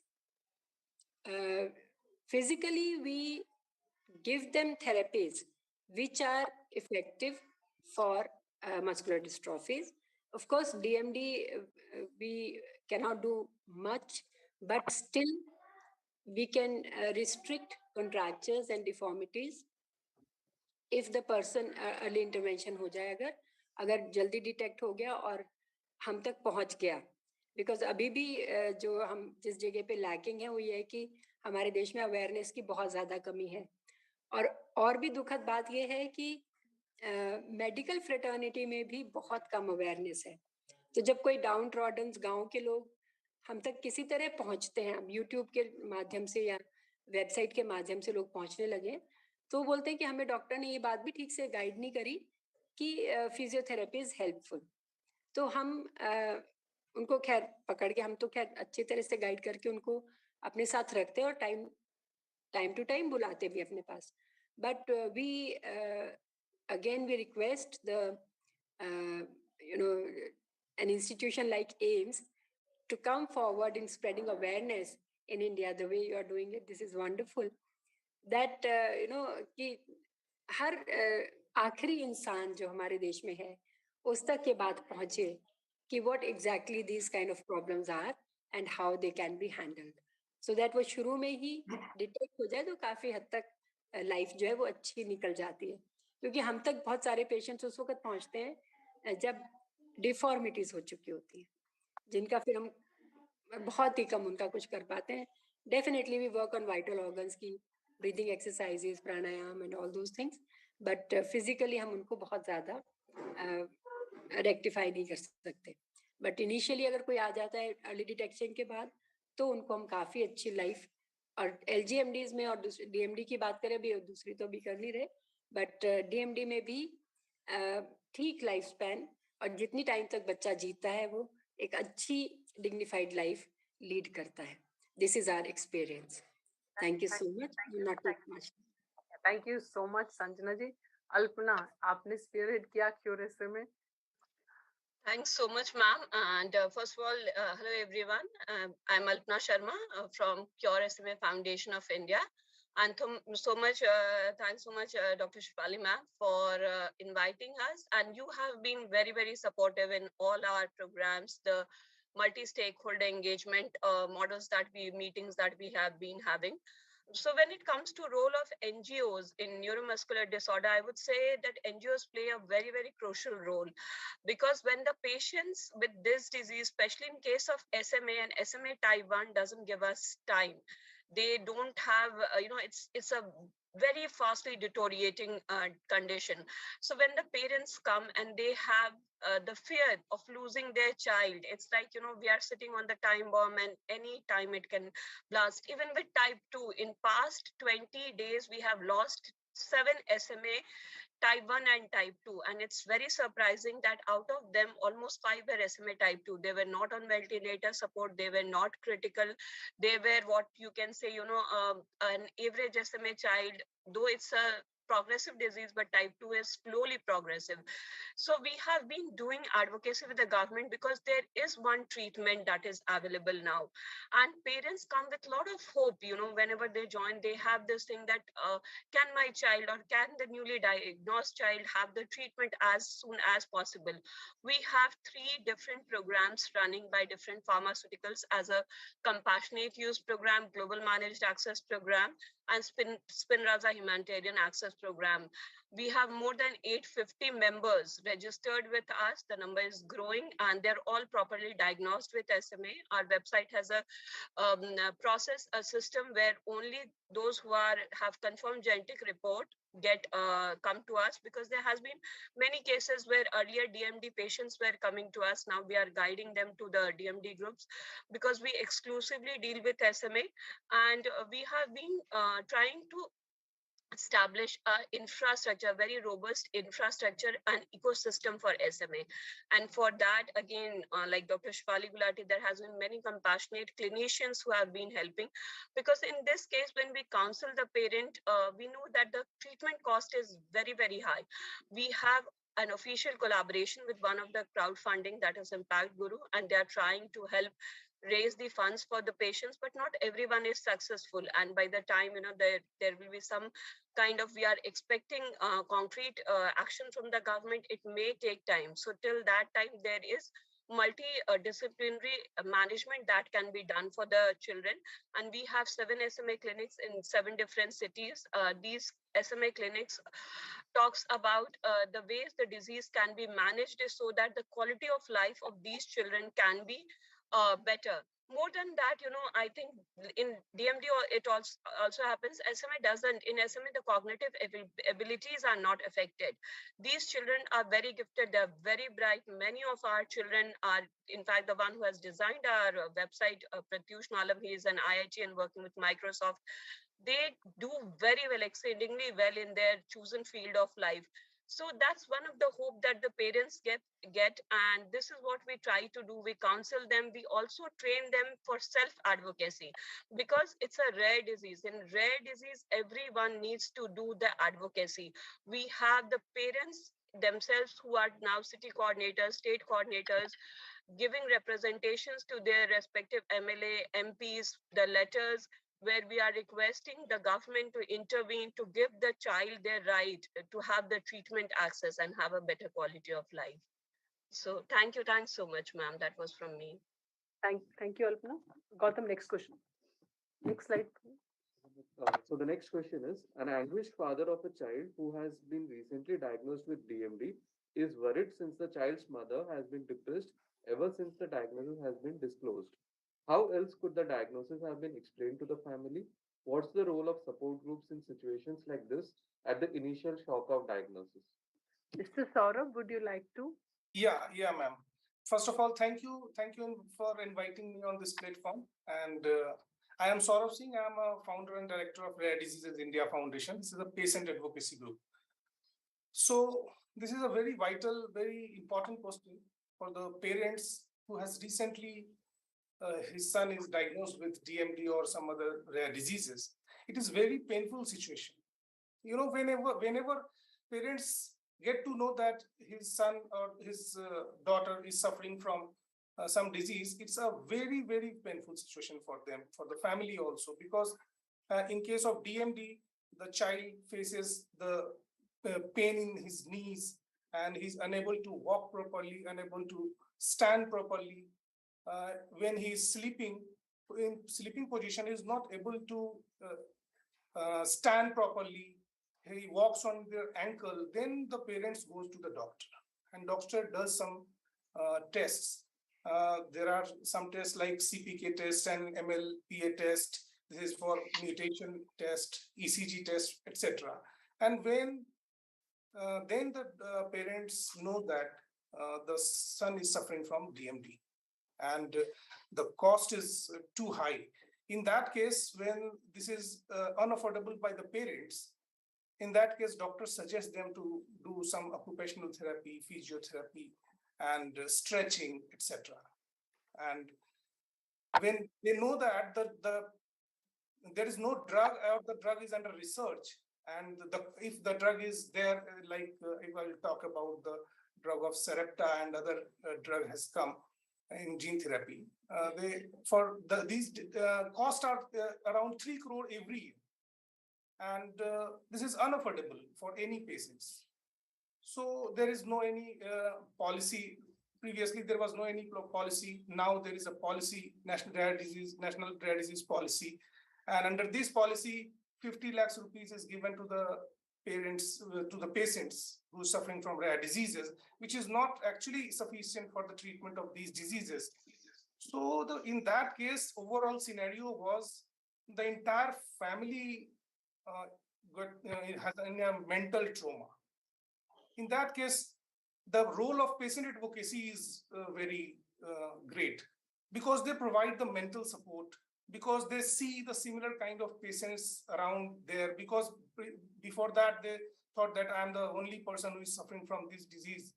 So whenever they meet with the advocacy group, and they see that the similar more patients are there in the country, they can raise their voice together, they can share their problem, they can start the awareness program, education, and sensitize the government for making an effective policy, or for the effective, the drug should be launched in the India in affordable price. So this is the very important role of the patient advocacy group. But the role of the government should also be there, and the patient advocacy group can insist the government to make an effective rare disease policy. And the government should do some awareness programming, not in the metro cities. It should be in the district level team, because the doctors even not know that what is the DMD in remote areas in the district level hospitals. So the awareness in that level is also very much important. Education, medical education is very necessary for these diseases. And the most important thing which I want to say, that the special recognition in the society for these patients is very much important, because when the child see that other children are playing, they're walking, they're doing their work by their own, and they can't do, and other children are laughing on that child, that patient, this is the very this is very bad thing in the society. So I want to say that the special recognition should always be there in the society, and the price should be in affordable cost. Thank you. Thank you. Thank you, Mr. Saurabh. This is very important. Actually, parent support groups will be, दो role है उनका. एक तो parents को आपस में they can connect with each other to understand कि we are not alone, and they learn from each other. Hand holding हो गई, and then the voice, collective voice goes to the government and all.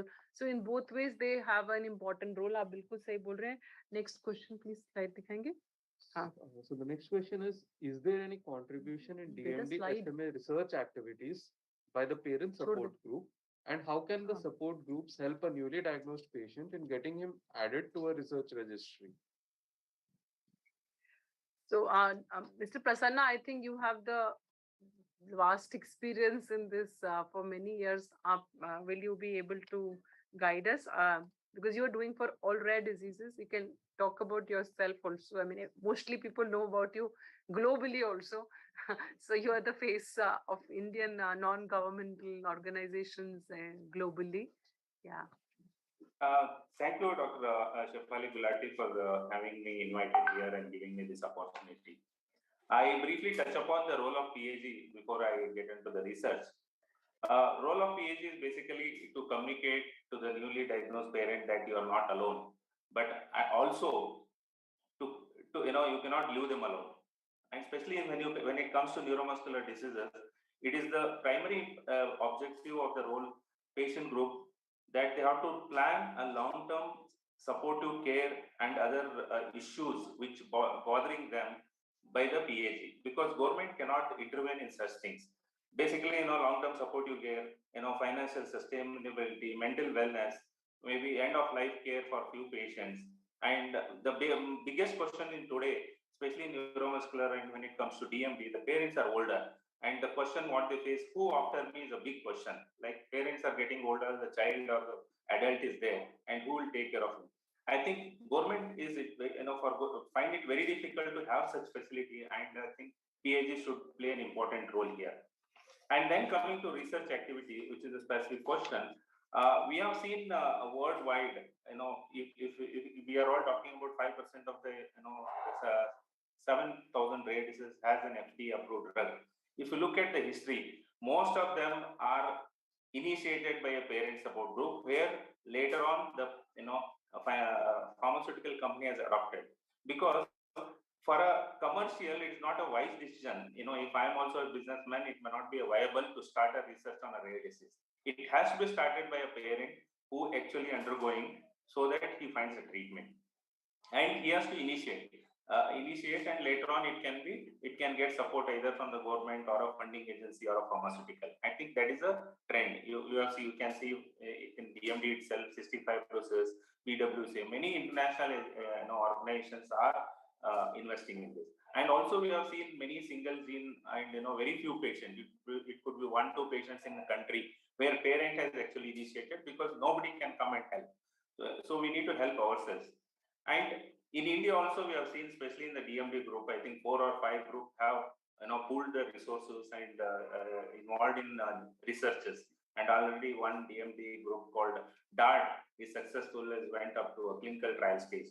I think this is the way forward for any PAG, that we have to find our own solution. And only when you start some initiative, if it is good, I'm sure the society and government will come and support. But it is not as easy. I'm talking here. It is difficult, but I think there is no other way. If you have to save our children, we as a parent group come together, start investing in our own research, and then seek support from the others is what I would like to say. Thank you. Thank you, Mr. Prasanna. Can we have the next slide? The next question.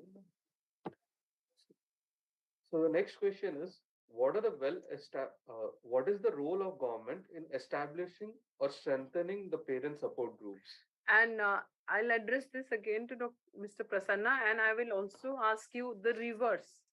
What is the role of parent support groups in policy shaping, and what is the current scenario in India about it, right? Both ways, what support you get, and how you are pivotal in policy making and game changing and all that. Yeah.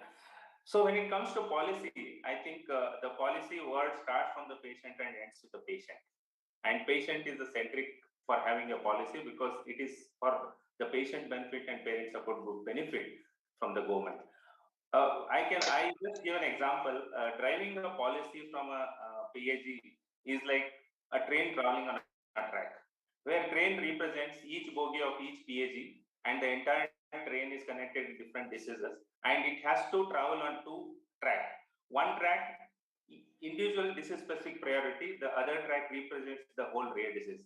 I think this is exactly the role of a PAG group. So if you are an individual specific group, you need to drive your own individual specific disease specific supports, disease specific priorities when you go to the government.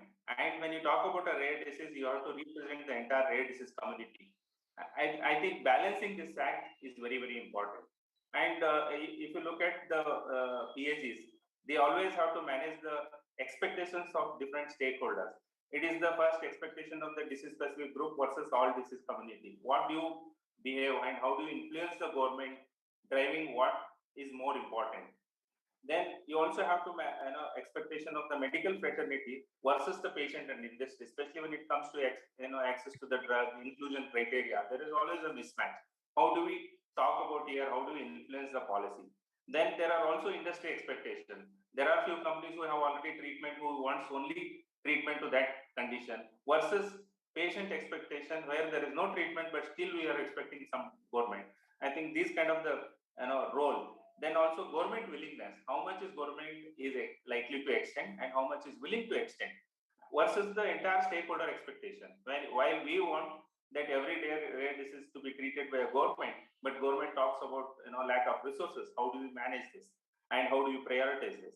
And while managing this entire stakeholders perspective is very, very difficult task, and parent group find it very difficult, because parents are not at the center stage when it comes to government. While it has to be center stage, but it is not. The only way is that all parent support group must unite, and that common message should go to the government.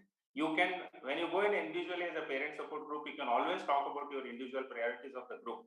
But when you talk about a rare disease, it has to be a combined community effort, because when we talk about rare diseases as a community, it is the long term versus what is immediately.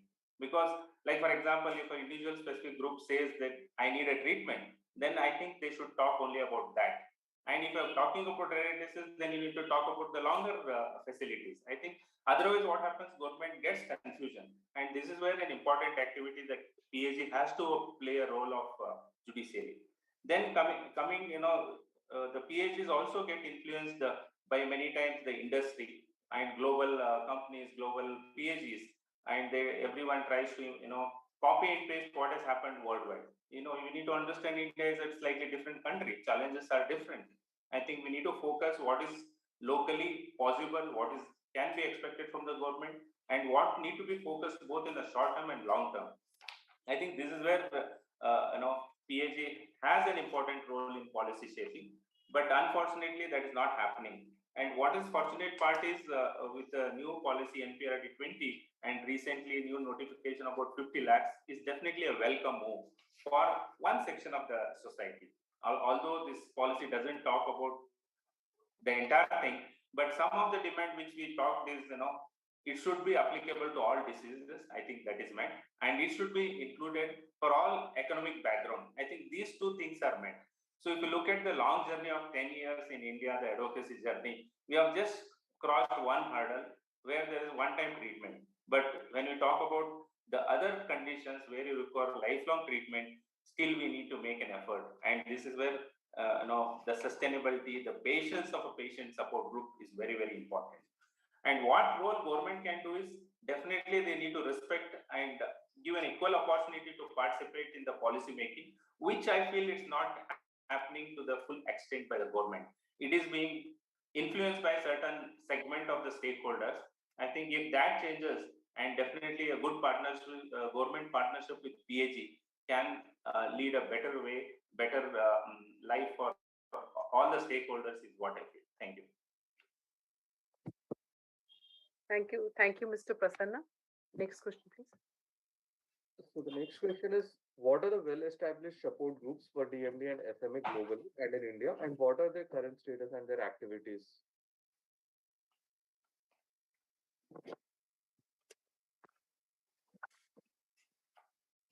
Who would like to answer this? Gitanjali, you want to say? Yeah. So, I would actually like to add to what Prasannaji also said slightly on the previous question that, there are a lot of activities that is happening in India, not just with SMA groups, but with all rare disease groups. And there's a welcome change by the government of India in at least recognizing and started working through this policy, and there's awareness and all that is happening. But I would highly say that, the participation of the parent advocacy groups is very minimal when it comes to policy making or even taking feedback on policy making. So this policy is actually being made for the rare disease patients, and the participation of the rare disease voices, which is through the parent advocacy groups, is very minimal. So, there's a big gap between actual reality expectations and what is being provided. And I don't think there is a problem with the intent, but the problem is that we have to look at these things more holistically and cohesively. In terms of developing some research models, because worldwide when we see, and I'm trying to put the two questions together, you have established parent advocacy groups, like in case of SMA, you have Cure SMA, you have Fight SMA, you had Families of Spinal Muscular Atrophy Idea, you have the Europe SMA, you have Australian SMA group. All these groups, and especially the patient groups, a lot of these treatments have actually come through a lot of efforts or funding provided initially by the patient advocacy groups, and also supported by the governments or the respective governments of various nations.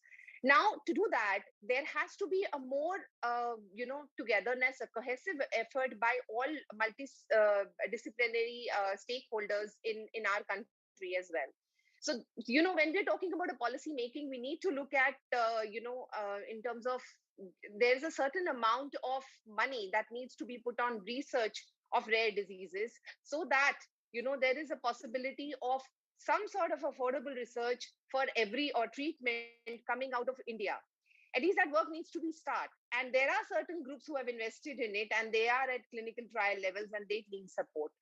And second is that the gap that we see in other things, like even if this 50 lakh grants, we know that there are 3 treatments for SMA, for example, right now, but none of them can benefit from this 50 lakh grant because it's only one time. And these diseases are long term. They need to be supported every day. There is a huge cost and burden on the families even to sustain the disease, because management of the disease emotionally, physically, financially, medically is extremely challenging. So, the support really starts from day one. And in the past few years, there has been a very, like a lot of collaboration has happened between international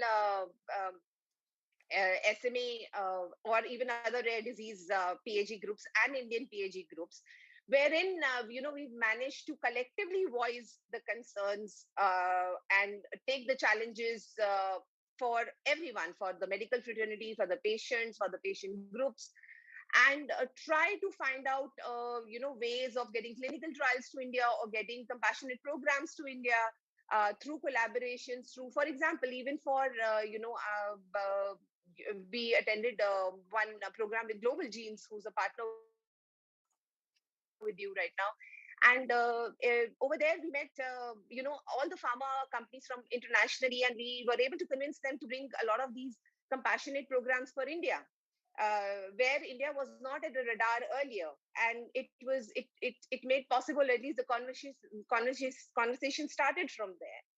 I would say that, there is a lot of learning, there is a lot of similar experience, and there is a lot that can move forward with these collaborations. So there are a lot of international groups, there are a lot of Indian groups that are working on these rare diseases, and they all have common goal.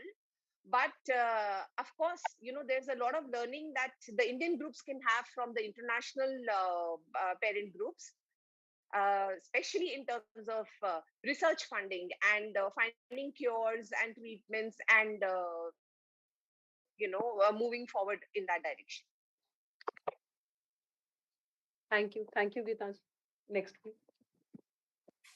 So the next question is, from a parent's point of view, what are the expectations from a medical professional in terms of non-medical support and care? I think for this, Sanjana and Alpana both can give the answers sequentially. Yes, I would like to say that non-medical support, in the sense that when the patient is diagnosed at first, जिस वक्त एकदम पहली बारी पता चला है patient diagnose हुआ है, उस वक्त हमें थोड़ा सा इतना सा सपोर्ट चाहिए मेडिकल प्रोफेशनल से कि that he should, one thing, deliver the news to the parent in a very subtle way. And I understand that in OPDs, doctors are too busy to take out time and spend 5 minutes with the patient. But still, these 5 minutes of a doctor, of a medical professional, can save the child from being dependent for the whole life, emotionally. Of course, medically, we cannot do much about these things, but emotionally, we can support the child, right? The parent, the family, from the very beginning. If the medical professional delivers the news of that the disease which the child is suffering from is incurable, or the condition. So only in a subtle way, the way we deliver the news to the parents, that it's okay, that it's incurable, but you're not the only one thing. And still so much can be done about it. If it's managed in a good way, you can lead a good life. So this is the very first thing we require from the medical professionals. And second thing is just guiding them a little bit that these things are going to help you. and these things will harm you. So यहाँ पर हमारे हिंदुस्तान में सबसे ज़्यादा practice जो है वो इस चीज़ की है, जैसे DMD अब एक फैमिली में दो जनों को हो जाती है, 2 बच्चों को हो गई, तो अगर 2 बच्चों को हो गई तो ये पक्का पक्का माना जाता है कि किसी ने कुछ कर दिया। और हमारे गाँव में और शहरों में भी अभी तक लोग ओझा पंडितों के पीछे, ऑकल साइंस के पीछे जाते हैं, फॉल्स गॉडमैन के पीछे जाते हैं, एंड दे बिलीव कि नहीं, हमारे बच्चे को किसी ने कुछ कर दिया और वो ठीक हो जाएगा. तो the medical professional has to deliver from the very beginning that it's a genetic disorder or whatever, the base of the background of the disease is. It's not something, you're not culprit for the thing which has come into life. You're not culprit for that. It happens to so many people. So this has also come to you. So delivering the news in a subtle way and telling the basics of the disease to the parents and to the patient. This much will help the parent a lot. Thank you. I'm not, I think Alpna would elaborate much more about it. Thank you. Thanks so much, Sanjana. And thanks again, ma'am, for the question. So I would touch a little bit about the previous question, because as it was mentioned in introduction, our Cure SMA India was conceptualized after, when I was fortunate to visit the Cure SMA US, and I met one of the founders of Cure SMA. She's a very good friend and a mentor, Sierra Kulas. She had 2 children with SMA. So, when we met initially in India, the doctors, the medical fraternity, and I'm talking 9 years back, my son was then just 1 year old. There was no hope. Mostly the doctors told us that go love your child. And this from the fact that my own sister is a gynecologist and my brother-in-law is a neonatologist. I come from family of doctors. So somewhere I was better placed in terms of medical knowledge, and I got to know about the research that was happening in US. So my brother who lives in US, he invited us there. We went and attended the conference, annual Cure SMA conference. And that was the eye opener. I believe that international NGOs have a very vital role, and we Indian NGOs can learn a lot. Of course, everything globally cannot be copied, and we need to bring the local element, but we are trying to do that. And on those lines, we have strategic partnership with Cure SMA US, and we are having meetings with Cure SMA Europe, the SMA Europe Foundation, and on 30th, we are finalizing one of the collaboration with them, where we are trying to bring at least the know-how, the medical know-how, and the SOC, standard of care, for all the SMA type 1, type 2, type 3 to India, where the parents can learn that how the children with similar condition are being managed globally. So apart from that, when it comes to expectations from medical community, I would say that it's a two-way street. Every time having expectations from government or the doctors, and having the attitude that the government is not doing enough, the doctors are not doing enough. What we have learned in our journey is having a partnership. So we have a task force of clinician where, again, thanks to Dr. Shefali Gulati, she has been very compassionate. She is in the team of our scientific advisory board as well as the task force team. Having the clinicians with a great knowledge helps us a lot in sensitizing the other doctors. On 20th August itself, we had a program with IAP, Indian Association of Pediatrics, which has a platform of 35,000 pediatricians. So when I go back to my journey, and I think the doctors I had met 9 years back, they told us that there is no hope for your son. I don't blame them today, because they had not seen a SMA child, SMA type 2 doing well in their life. In US, why the doctors were more optimistic? Because research was going on, because they had met lawyers, doctors, the SMA patients, even CEOs. So we as a parents, we as a patients are also at times torch bearer. The change has to brought from us, and we are trying to do that. So it's a collaboration, it's a partnership, I would say, that can only help in a long run, where that, be it government, be it medical fraternity, they needs to be sensitized that quality of life or dignity of life is for every patient, whether it's curable disease or non-curable disease. Yes, I totally agree what Sanjana ma'am was saying, that we need to, the doctor needs to soften the blow when they talk about a critical condition, a terminal illness. Having said that, the onus is also on us as a society. Like August is considered as SMA Awareness Month. 31 days we are doing 31 stories across SMA, all the social media portals where clinicians and a lot of doctors are also contributing the articles, the stories, the awareness video. We are meeting all the stakeholders, sensitizing them. So in the long run, I think this is what is feasible as a society. The not only the medical fraternity, but all the stakeholders can be sensitized with this approach. Thank you. Thank you very much, Alpna. Dr. Gautam, next question.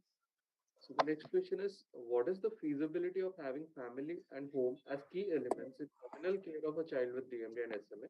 And what are the expectations from a parent's perspective and the feasibility aspects from a medical professional for the same?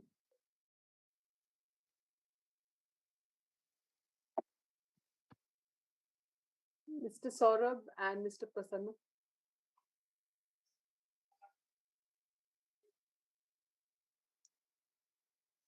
Okay. So it is not the question of feasibility. When you have a child, your child is your whole world. And as a parent, one will need to do and keep doing that everything possible to take care of the child, whether it's a normal child or a terminal child. For us, it's just a child, okay, with a special need. So I don't see, it is a burden or there are any expectation. It is a work being done without any expectation by a mother and then of parents combined together, and there are no questions asked. Okay, it is our duty and it is our love, affection, care towards a child. But when it comes to expectation from the medical profession, that I see a lot of gap between the parent expectation and the medical profession.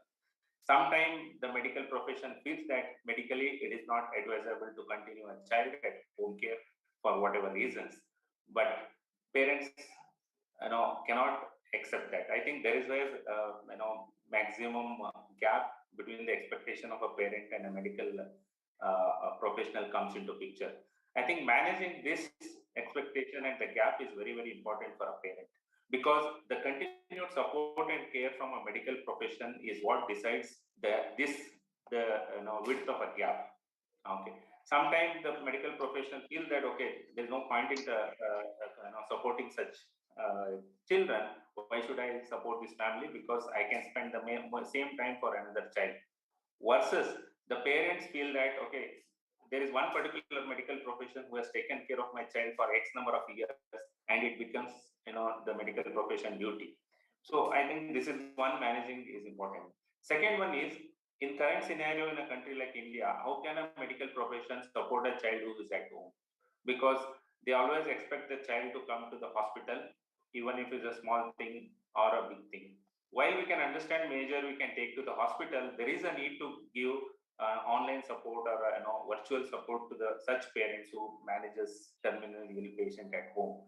I think this part is still not completely there is a clarity in a country like India, because everybody is bound by their own plus and minuses, their duties, their hospitals, rules and regulations. Once I think it is a growing field in a country like India where patients have started managing the terminally ill patients or chronic patients at home.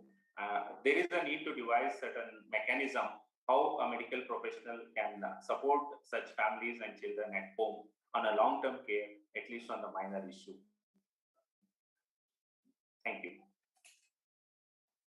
We have discussed this earlier last week in one of the webinars. We were discussing about the transitional care to adults because of those children, because going from pediatric adolescents to adult, that time you become nowhere. And, has to be important to be properly transitioned from a pediatric neurologist to an adult neurologist. And we also had talked about palliative care, because we have to understand when we should stop the aggression behind the thing, going and chasing, because when you understand the medical condition of the child warrants that, we understand the outcome, then we have to stop the aggression, but continue the holistic multidisciplinary care with all the support and, all the love and affection and all the humanistic way to look at the child. That is one thing very, very important, and it is lacking. And I want to reiterate one thing. that, what is disability? You have a medical condition, and then your environment around it, which includes your physical environment, that means you are not able to navigate with your wheelchairs, कोई ramp नहीं है properly, सड़क के side में, एक वो aspect है, washrooms नहीं है, that is one aspect. The other aspect is the people's attitude around. So that is why we've also talked about destigmatization and all, and the humanistic aspect towards looking at things and ethical issues. It was very important to understand that it is not a fault of the child or their family members, and everybody should be looking at them with empathy, not sympathy, and not looking down upon. And I mean, I think these things are very important and are very lacking in India. And I think this, like suppose if you're going on the roadside, if your wheelchair is not able to be navigated, I don't think you will come up with too many people who will try to help the mom trying to push the wheelchair there. I mean, it should come automatically. Sometimes you may get some people, I'm not saying it generically, but it is not understandable. They think it's a not me phenomena. I do not have this problem, so forget it. I am the privileged one, so just doesn't matter. Let they are facing, let them face. That's not the way. We have to make everything conducive, and I think for the parent support group, it's important to you to also. I feel you must be doing it. Obviously, you're telling that they are not alone, and that's a network guiding. But when you're guiding and providing them support for the medical and the allied multidisciplinary care things, I think you also need to give them support about about guiding them, counseling them, coping strategies for them, and trying to understand that they distance them from these kind of situations when they face in public, because already they are under so much stress, physical, emotional, everything. And if they start feeling bad about what anybody who doesn't understand about them is saying or feeling or looking at, because the looks make a lot of difference. If you're looking at a child, like you're taking a child on a wheelchair, and the way, I mean, the look will give it, the look will give it way that you are not wanted, and what are you like, so the look has to be of empathy. You should thank that. I mean, we should thank God that we are medically so good, but I may have an accident and I may be wheelchair bound, or I may have any illness which should make me a problem for me to talk or walk or whatever. One has to be very careful about these aspects, which are, I hope, in your internal groups you talk about it, but because in the groups what we are called to discuss with the parent support group, generally talking about the management part only. So I hope you have these your own in-house sessions to counsel and collaborate with them.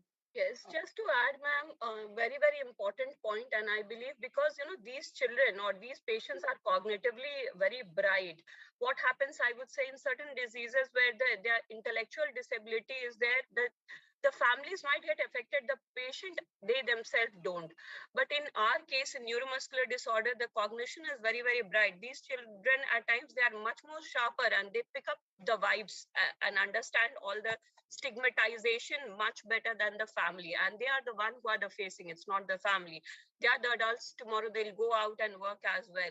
So we have sessions and there is a session called Bedhadak Bol, in which the families, the patients themselves, and especially the adults patient, they come together and they discuss the social psychological aspects about the different facets, aspects of life. So that's a very well pointed out thing, ma'am. We have psychological support, we have social support system where we try, and at times is the adults, patients, or teenagers amongst themselves that they talk, because they believe that even there are things they cannot discuss with their parents, or they feel shy to discuss with the psychologist or sociologist as well. So we do have regular internal meetings for the assessing the well-beings as well. And you know what, in this patients, the children who are cognitively preserved in the neuromuscle group, although 30% may have little subabnormality, but they will understand. I mean, they will understand, they are fine. They do have up to 50% of decisions have a depression and feeling low, because they understand, they feel their inability to walk and run around where their peers do. So that is there. But one added thing which comes in those conditions in which you maybe some neuromuscle disease with the cognitively preserved nahi hai, usme the issue is very important to protect our children from abuse. Yes. Because and we have to teach our children no touch technique, and I think we have to tell all our children who are cognitively preserved, maybe easily to explain, but even those who are little bit less, to be explained that there is no business for anybody to touch our children. I don't think believe in good and bad touch, and believe in no touch. I mean, there is no point. I mean, that is why even for like it's important for us to understand and make, because you sometimes need support for your activities of daily living, and when we are sending to school and all, so we should ensure that. And when they're going in the buses or something, and there's a help, they will have to be given some help. So we have to ensure that during this passage it is done with full dignity and with humanism, and there is to be no abuse in any way. I mean, this is something important, very, very important. And for those, I think we have developed for autism, but we can develop for these children also, in that, because to make them understand pictorially that, this is, these are the, I should not be about their development, and also tell that there should be nobody touching, because so that they should able to tell. I think these are areas we in India are not touching, but I think we should touch it.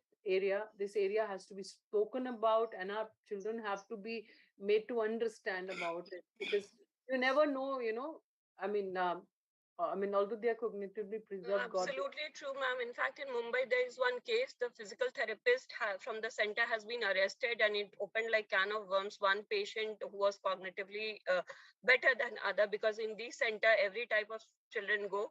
They reported, and then it was like opening the can of worms. Many such earlier cases got opened, and the therapist was. It's a very shameful act, ma'am, and again, it needs to be addressed, and there should be proper guidelines about these as well. It's very well pointed out. Guidelines are there. The problem is they have to be under the law. I mean, we've been trying to tell. So I think it is very important, because every life is precious, and each person has a fundamental right to have access to anything what you and I have.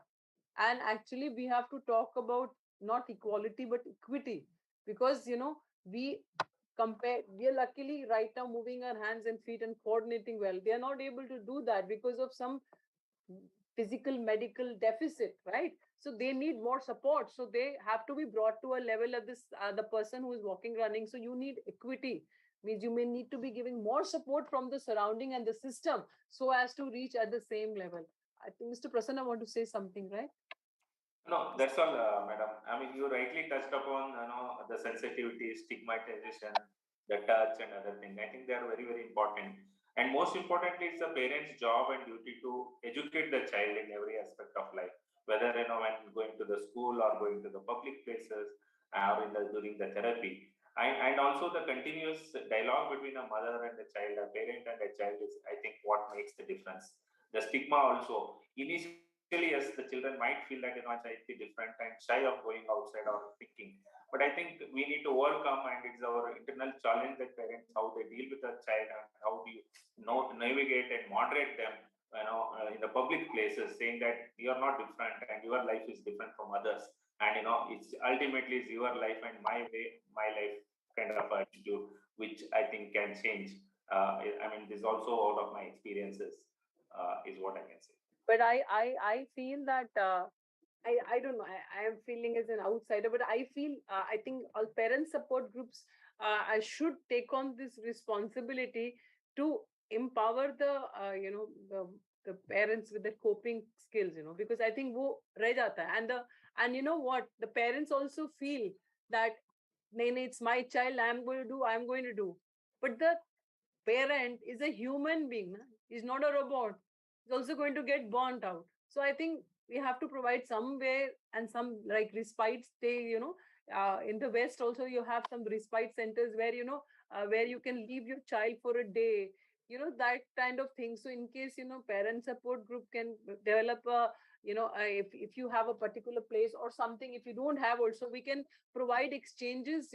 One can leave one's child in another of the colleagues child, who has the same problem, like for a day, and the person gets a day off. So I mean, I mean, like this, if I can't be indigenize and do something so that one day off is given, one day or few hours of the off, something like that. I was just thinking, which is coming to my mind. I don't know whether it's feasible, but I do at my level. What I try to encourage parents, when they're coming from one particular area, I tell them to try and connect with each other, provided their education and their the upbringing are similar, in the sense that they have to connect with each other, in the sense that they have similar job profiles and all, so that they can develop their listening between themselves, ताकि everybody has a nuclear family, छोटा छोटा family होता है, तो relative से support नहीं मिलता है जितना कि आपके peers से जो सारी problem में है. If suppose I have a meeting, I may leave my child with Dr. Kakuli's place for a day or something, or if I want, if some important meeting the husband and I both are having, we can shift, and Gautam can pitch in or something like that. Like, I mean, I think that those things we should have parent support group develop. I mean, Absolutely, ma'am. These are internal engagement, I would say. When we talk about role of PAG, it's the internal and external stakeholder. So at times we focus so much on external stakeholder, that is government, pharmaceuticals, insurance. The internal stakeholder are patient, parents, and caregivers, the families affected, are someone that we are closely knit with, we are in touch with, and we do try and have internal engagement models, not exactly the same, but yes, in our case also it happens. Like if I have a meeting, I have to go. We have families in Mumbai who have gladly, not only families, ma'am knows very well, Momita and Arshna, my soul sisters as we call them, they offer that RF can stay at their place because they know how to handle these children. Handling your own child, you get the experience. So very well said, ma'am. We don't have the exact model because of a lot of, logistics problem, but this is a welcome suggestion. But we do have similar activity. Like recently we had this fancy dress competition for these children, and we try and keep such engagement activities for the parents and patients as well. Actually, that's ma'am, I'd also like to add something over here. Like I'll just come one sec. Yeah. I'm just saying, very, very well said, but I'm just saying, can't we make something like buddies? मतलब उसके neighboring area में कोई रह रहा है. I mean, then they are brought together in the same boat, the same problems hai. तो मतलब something like that. It's just thoughts coming to my mind right now. No, we do have like physiotherapist exchange program, like in the same area, the physiotherapist is willing, we do provide, the therapy support and other supports to family. Very well taken, ma'am. Very, very feasible. You were saying something, and uski baad I would like to ma'am, I'll just say, okay. Ma'am, I'd like to say that, those points are very, very relevant that you've said right now in terms of support that parents need. And while on one-to-one basis, it's a huge thing that they're dealing on a daily basis, of taking care of the child, to educating the child, to actually making the child be a part of the society, to giving the confidence to the child, to also dealing with their own source of income and managing so many things. So it's very overwhelming, and yes, everybody gets a burnt out, but fortunately in India, family plays a very important role, and we've seen a lot of people, even internationally, there's a lot of support that comes from family and friends. And as a group, what we do, we encourage, like there are workshops that we have for physiotherapy, occupational therapy, nutrition, and mental health especially. So we have these trained life coaches, who can actually, or psychologists who actually help the parents also to cope up with the challenges that are needed for upbringing of the child or taking care of the child on a daily basis, because it's very important for their mental health to be stable and be happy, to take care of their child and make that child also seem happy, and the burdens be lesser. Also, we do certain things in terms of, we had an entertainment evening where we called all the parents, together. And we had like a magic show, and we had some dances, and we had some singers and all of that. And we also had the children with certain capabilities who could perform, they could sing, or they could play a piano, and even sitting on the chair, they could dance, and we could see the smiles on the parents. And they had a very nice evening together, like a normal evening where, shared experiences were there. So all that is also very important. Every time it cannot be like, medically is absolutely what we need. We need medical assistance, we need training, we need all the therapies. We also need, the most is the treatments. But to cope up with all that, I think a certain amount of normalcy and handholding is absolutely welcomed. And Dr. Shifali, your inputs have been very, very encouraging, and that's like a seed for thoughts for future. I must say that. Thank you. Thank you, Gitanjali. Sanjana, you wanted to say, and then I just wanted to share कि दिल्ली में ही Rajouri garden में we are running a small center in the name of राहत, जहाँ पर कि daily physiotherapy के लिए हमारी अपनी वैन बच्चों को लेकर आती है उनके घरों से, और इतना जबरदस्त सपोर्ट ग्रुप है कि हमारे केयर गिवर्स अपने आप बच्चों को सेकंड फ्लोर से उतार के भी ले आते हैं कभी कभी, अगर उनके हेल्पर्स नहीं आए हुए, और हमारे अपने हेल्पर्स उनको बच्चों को बना के तैयार करा के भी ले आते हैं. That is one thing. Second thing is जो राहत फिजियोथेरेपी सेंटर है, वहां पर हमारे बहुत सारे पेरेंट्स बच्चों को छोड़ के जाते हैं दिन भर और अपने काम कर लेते हैं. तो ये रिक्लूज एक काइंड ऑफ रिस्पाइट वहां पर बना हुआ है. वन थिंग इज जो हम रेगुलर कैंप्स होल्ड करते हैं Indian association of muscular dystrophy के माध्यम से सोलन में मस्कुलर डिस्ट्रॉफी सेंटर पे, वहां पर रोज शाम को इवनिंग एक्टिविटीज जो होती हैं उसमें स्कूल्स और कॉलेजेस के वॉलंटियर्स को हम इन्वॉल्व करते हैं. वो लोग बच्चों के लिए प्रोग्राम्स बना के लाते हैं, और every evening is a beautiful evening. तो डीएमडी के बच्चों को दिन में जो फिजियोथेरेपी होती है वो तो ठीक है, पर शाम को जो उनसे पूछो कि what was the best during the day, they would remember कि जो इवनिंग थी that was the best. So we want, they are waiting for the evening every day. One thing, and second thing is that creating awareness is the only remedy in India. हमारे बहुत सारे places अब India में ऐसे बन गए हैं जो malls हैं, basically they are all wheelchair friendly, पूरे completely accessible हैं. तो हम अपने बच्चों को निकालें बाहर, इस चीज के awareness निकालें कि role models निकलने चाहिए और वो दिखाई देने चाहिए पब्लिक में. People should see them. Because I am on the wheelchair and I travel widely. I go everywhere. I shop for myself. हर जगह मैं खुद जाती हूँ wheelchair पे. So that has made the basic difference. कि तुम जब हम अपने सेंटर पे अपने बच्चों को लाके रखते हैं एक हफ्ते, तो रोल मॉडल्स जो है वो काउंसलिंग करते हैं. तो एक साइकोलॉजिस्ट की काउंसलिंग से ज्यादा रोल मॉडल्स की काउंसलिंग काम आती है बच्चों के लिए.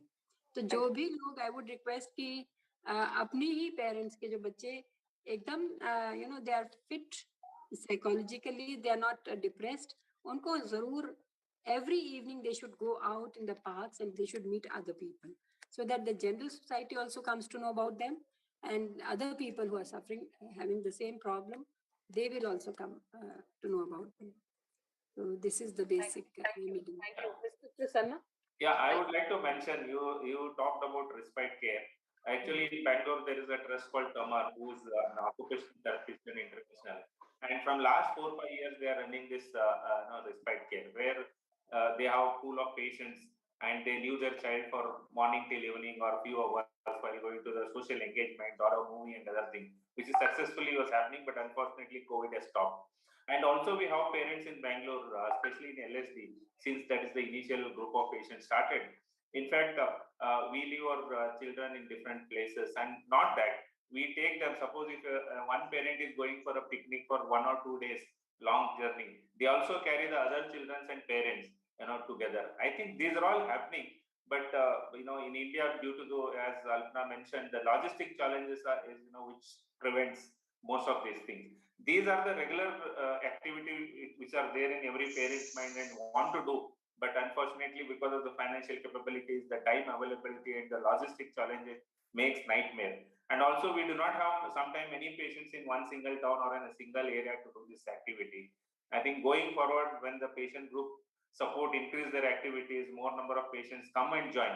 Today, even in the town, if there are diagnosed patients, they don't participate fully because of various reasons. When everybody starts participating together, I think PAGs can definitely, make such arrangement where, you give a feel-good factor to the parents and stress out, affect their burden and, reduce the stress level, regular activities, what I feel. Thank you.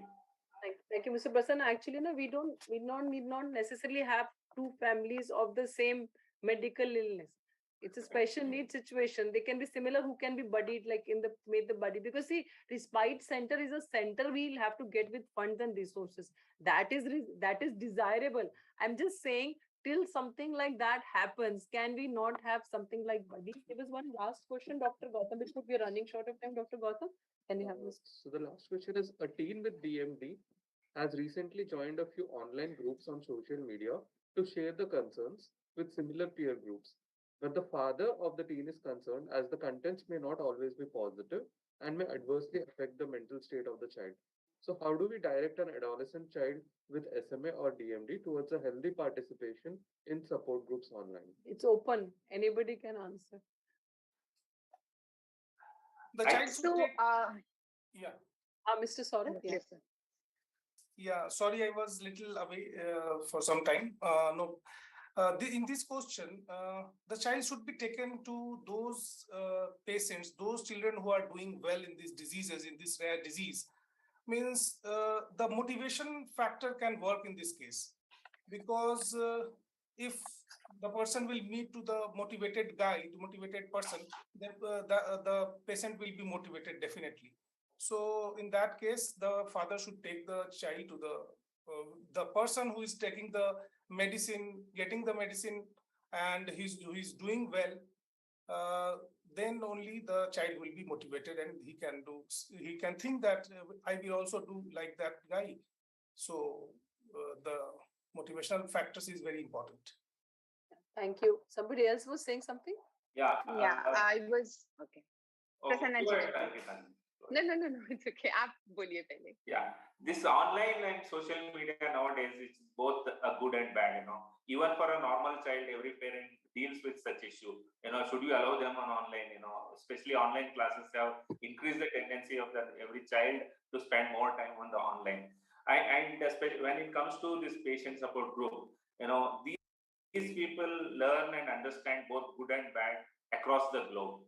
Okay, you cannot avoid it because we also get sometimes the advantage. What are the best practices that other patients do in other part of the world? What are those success stories? But the bad part when you are going, talking about negativity, I think this is where again parent has to spend that time jointly online with the patient, adolescent, so that you can start moderating. And whenever there is a patient, we always tell them you need to do 10, 12 things every day, which they don't do.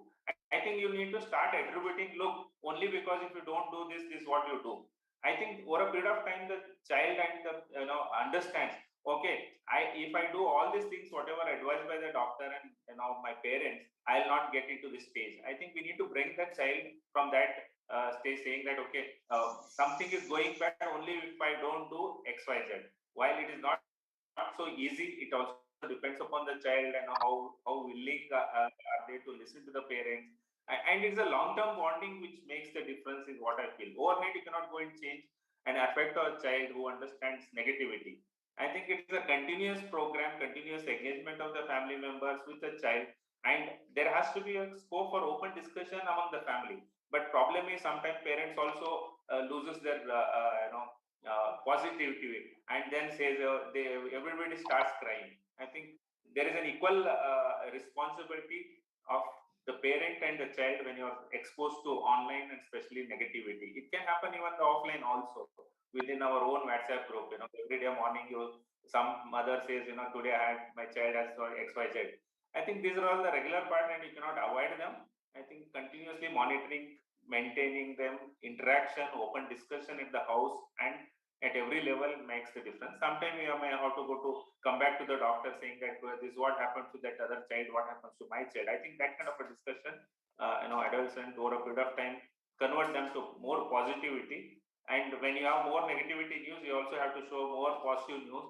So, to null off the effect is what I feel. Thanks. Thank you, Mr. Prasanna. Alpna, you wanted to say? Yes, Alpna? ma'am. So, yes, ma'am. So, as Mr. Prasanna was also saying, social media is a double-edged sword, and it's not just the children with special need. All the children need to be a bit careful about the contents on the online forums. And I would say that we can pick up the good things, good practices. Like there is a forum for teen and adults with SMA in different Facebook pages, and they do have guidelines, community guidelines, which one needs to adhere with in terms of posting the content. And we all know technological, they are much more advanced. So the children or the patients or adults there are doing much much better. And it helps to motivate when you see an individual living a dignified life and independent life, at least financial independent. It helps motivate the child as well. So I believe the parents or the father in this case needs to kind of do his own research, be careful, counsel the child properly, and keeping a eye on the child along with a positive reinforcement that the kind of company he is keeping in this case. So that was from my side. Thanks, ma'am. Thank you, Alpna. We've just come to the end. Before that, I'll just go through the questions. Thank you, Mr. Ramalakshmi, for sharing some of the support groups links, the names and all. And few of the groups he's saying have doing funding and research also, and meantime managing patient also. They're doing awareness, educating, and rehab funding research. And you may send me the contacts of any for Monday's session. And improving the quality of lives of kids, he's very rightly mentioned that some of the DMD are patients are software engineers, doctors, and Dr. Sarthak Kamath, IIT graduate, scientists, chess champions, etc. Approach, and another person has written, approaching the proper medical facilities with the least mobility from a rural area is such a nightmare. So that could be help. And I think the similar anonymous attendee has suggested that there should be child life specialists available both in hospital and for home to follow the patient and their family. They are like the, the family physicians and all you have in the West. So we can think of something, can develop something, introducing volunteering services, community services mandatory for college completion. Wo to hai. That is there. They are posted in the villages, for 3 months. As a this is for the community survey for school is not there, for doctors it's there. Yeah. So yeah, in the high school it can be, community service can be done. That is something really good we can suggest. And I think that is about it. And I think the poll questions Dr. Thakuli has shared already. No, sharing. He's sharing. I'll just share the poll questions. There are a few poll questions which kindly go through the questions and kindly attempt it. We'll keep it open for 2 minutes due to paucity of time. And these are very simple and straightforward questions. Kindly choose your answers. And meanwhile, as a rapid fire, one message each. Gitanjali, you're on the left side of my screen. You can start off. Then Mr. Prasanna, right? Mr. Saurabh. So one message, yeah. Okay. First of all, Dr. Shefali, really thankful for creating this forum and inviting us to share our views and giving us a voice on this platform. And I would say that one key thing is compassion and empathy. That is what these rare disease kids teach us. And that is what we need to carry to all aspects of the society, be it government, be it medical, be it parents, be it patients. Everyone needs to understand from a point of view of compassion and empathy for them. And once we do that, there'll be lots of possibilities and opportunities that will come out from there. And we have to work together as a common team, working together. Yeah. Absolutely. Yeah. Mr. Prasanna, Alpna is there next, no? Alpna is on the screens. Yeah. Yeah. So just one message to the families out there is, ma'am, that not to lose hope. Because from hope, a lot of things can be achieved. We all talk about advocacy, and self-advocacy can only help in case of rare disease, because rare disease affects a minuscule population. So each and every patient parent needs to be a self-advocate to sensitize the society. And that can only happen when you have hope for yourself and hope for your child. Thank you. Thank you. Mr. Prasanna? Yeah, thank you very much for organizing this session. I think a lot of new inputs came out. I'm sure it's going to be helpful since it's also available on YouTube, and a long term this can be done. The final message is to the parents, as Alpna just said, it's a hope. Okay, every time we cannot depend upon a treatment because many of them are not treatable. and you cannot expect everything from the government overnight. While the things have started, it takes maybe some more time or some more years, we don't know. But only hope is what drives us on a long term. We should not lose hope, and every parent should learn the art of living in hope and then sustaining it is one. And as a PAG patient support group, more number of activities, more support functions from the PAG for their community because they understand more. I think that will support the newer patients in a long term and also ease out certain burden. And finally, as Geetanjali said, parents and patient group don't take initiatives. It is only few people in the organization who always at the forefront, but everybody, is a mute spectator. I think every parent support group, every patient and caregiver has to support the activities of the PAG to make the community a stronger and a long-term oriented is what I say. Thank you. Thank you. Thank you. Mr. Saurabh? Yeah, thank you, Dr. Shefali Gulati, for inviting me on this platform. Mr. Prasanna has rightly said that we all have to know that the hope is very much important. Hope is the thing by which we have come here, and we are here today, because previously there was no cure, no treatment, no drug was there. Now today we have the drug, we have the clinical trials, and the price of the drug has sliced down. The government has no policy. Now the government has the policy. We have seen the positive sign by the government. So we should not leave the hope. And finally, I would like to say for all the patient advocacy groups to work together. And now this is the time to work for the group 3 patients, because the patients who are getting the cost is very high, and the lifetime treatment. In that manner, the government is also not able to support. We have to think how we can support the government, how we can work together, and how we will get the cure for these patients. Thank you. Thank you. Thank you. Sanjana? Yes, मैं parents को मेरा एक message है बहुत ज़रूरी, जो कि सबने जो होप वाली बात कही वो तो बिल्कुल उससे हम हैं कि होप ज़रूर रखें, पर सबसे ज़रूरी ये है कि अपने बच्चों को एक तो एजुकेशन से ना पीछे हटाएं. ऑल्दो इट्स वेरी डिफिकल्ट कि उसको स्कूल में लेके जाना, ऑनलाइन तो चल ही रहा है, पर वो अपने पेयर ग्रुप से जो मिलता है तो उसमें एक काइंड ऑफ पर्सनैलिटी डेवलपमेंट होती है.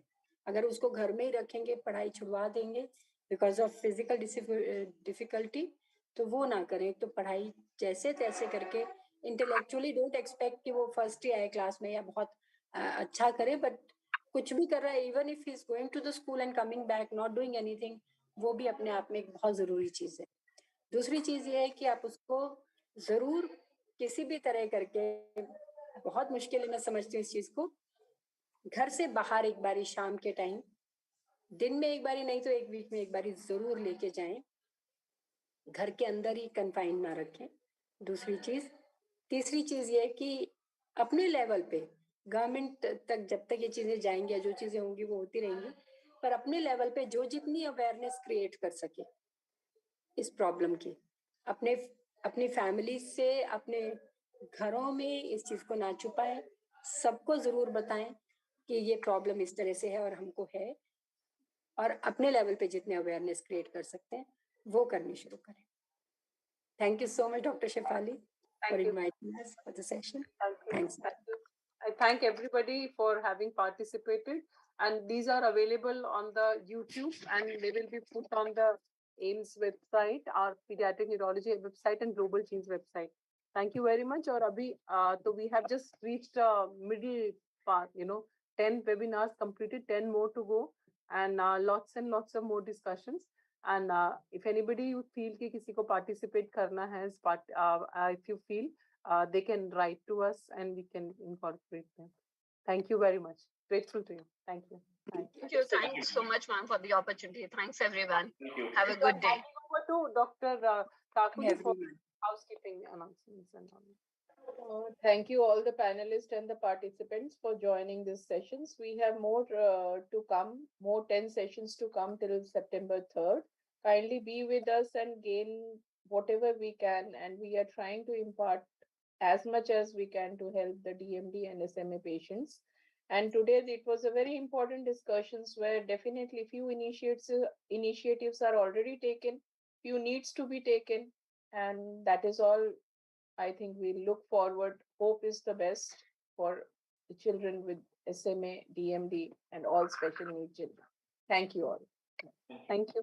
Thank you so much.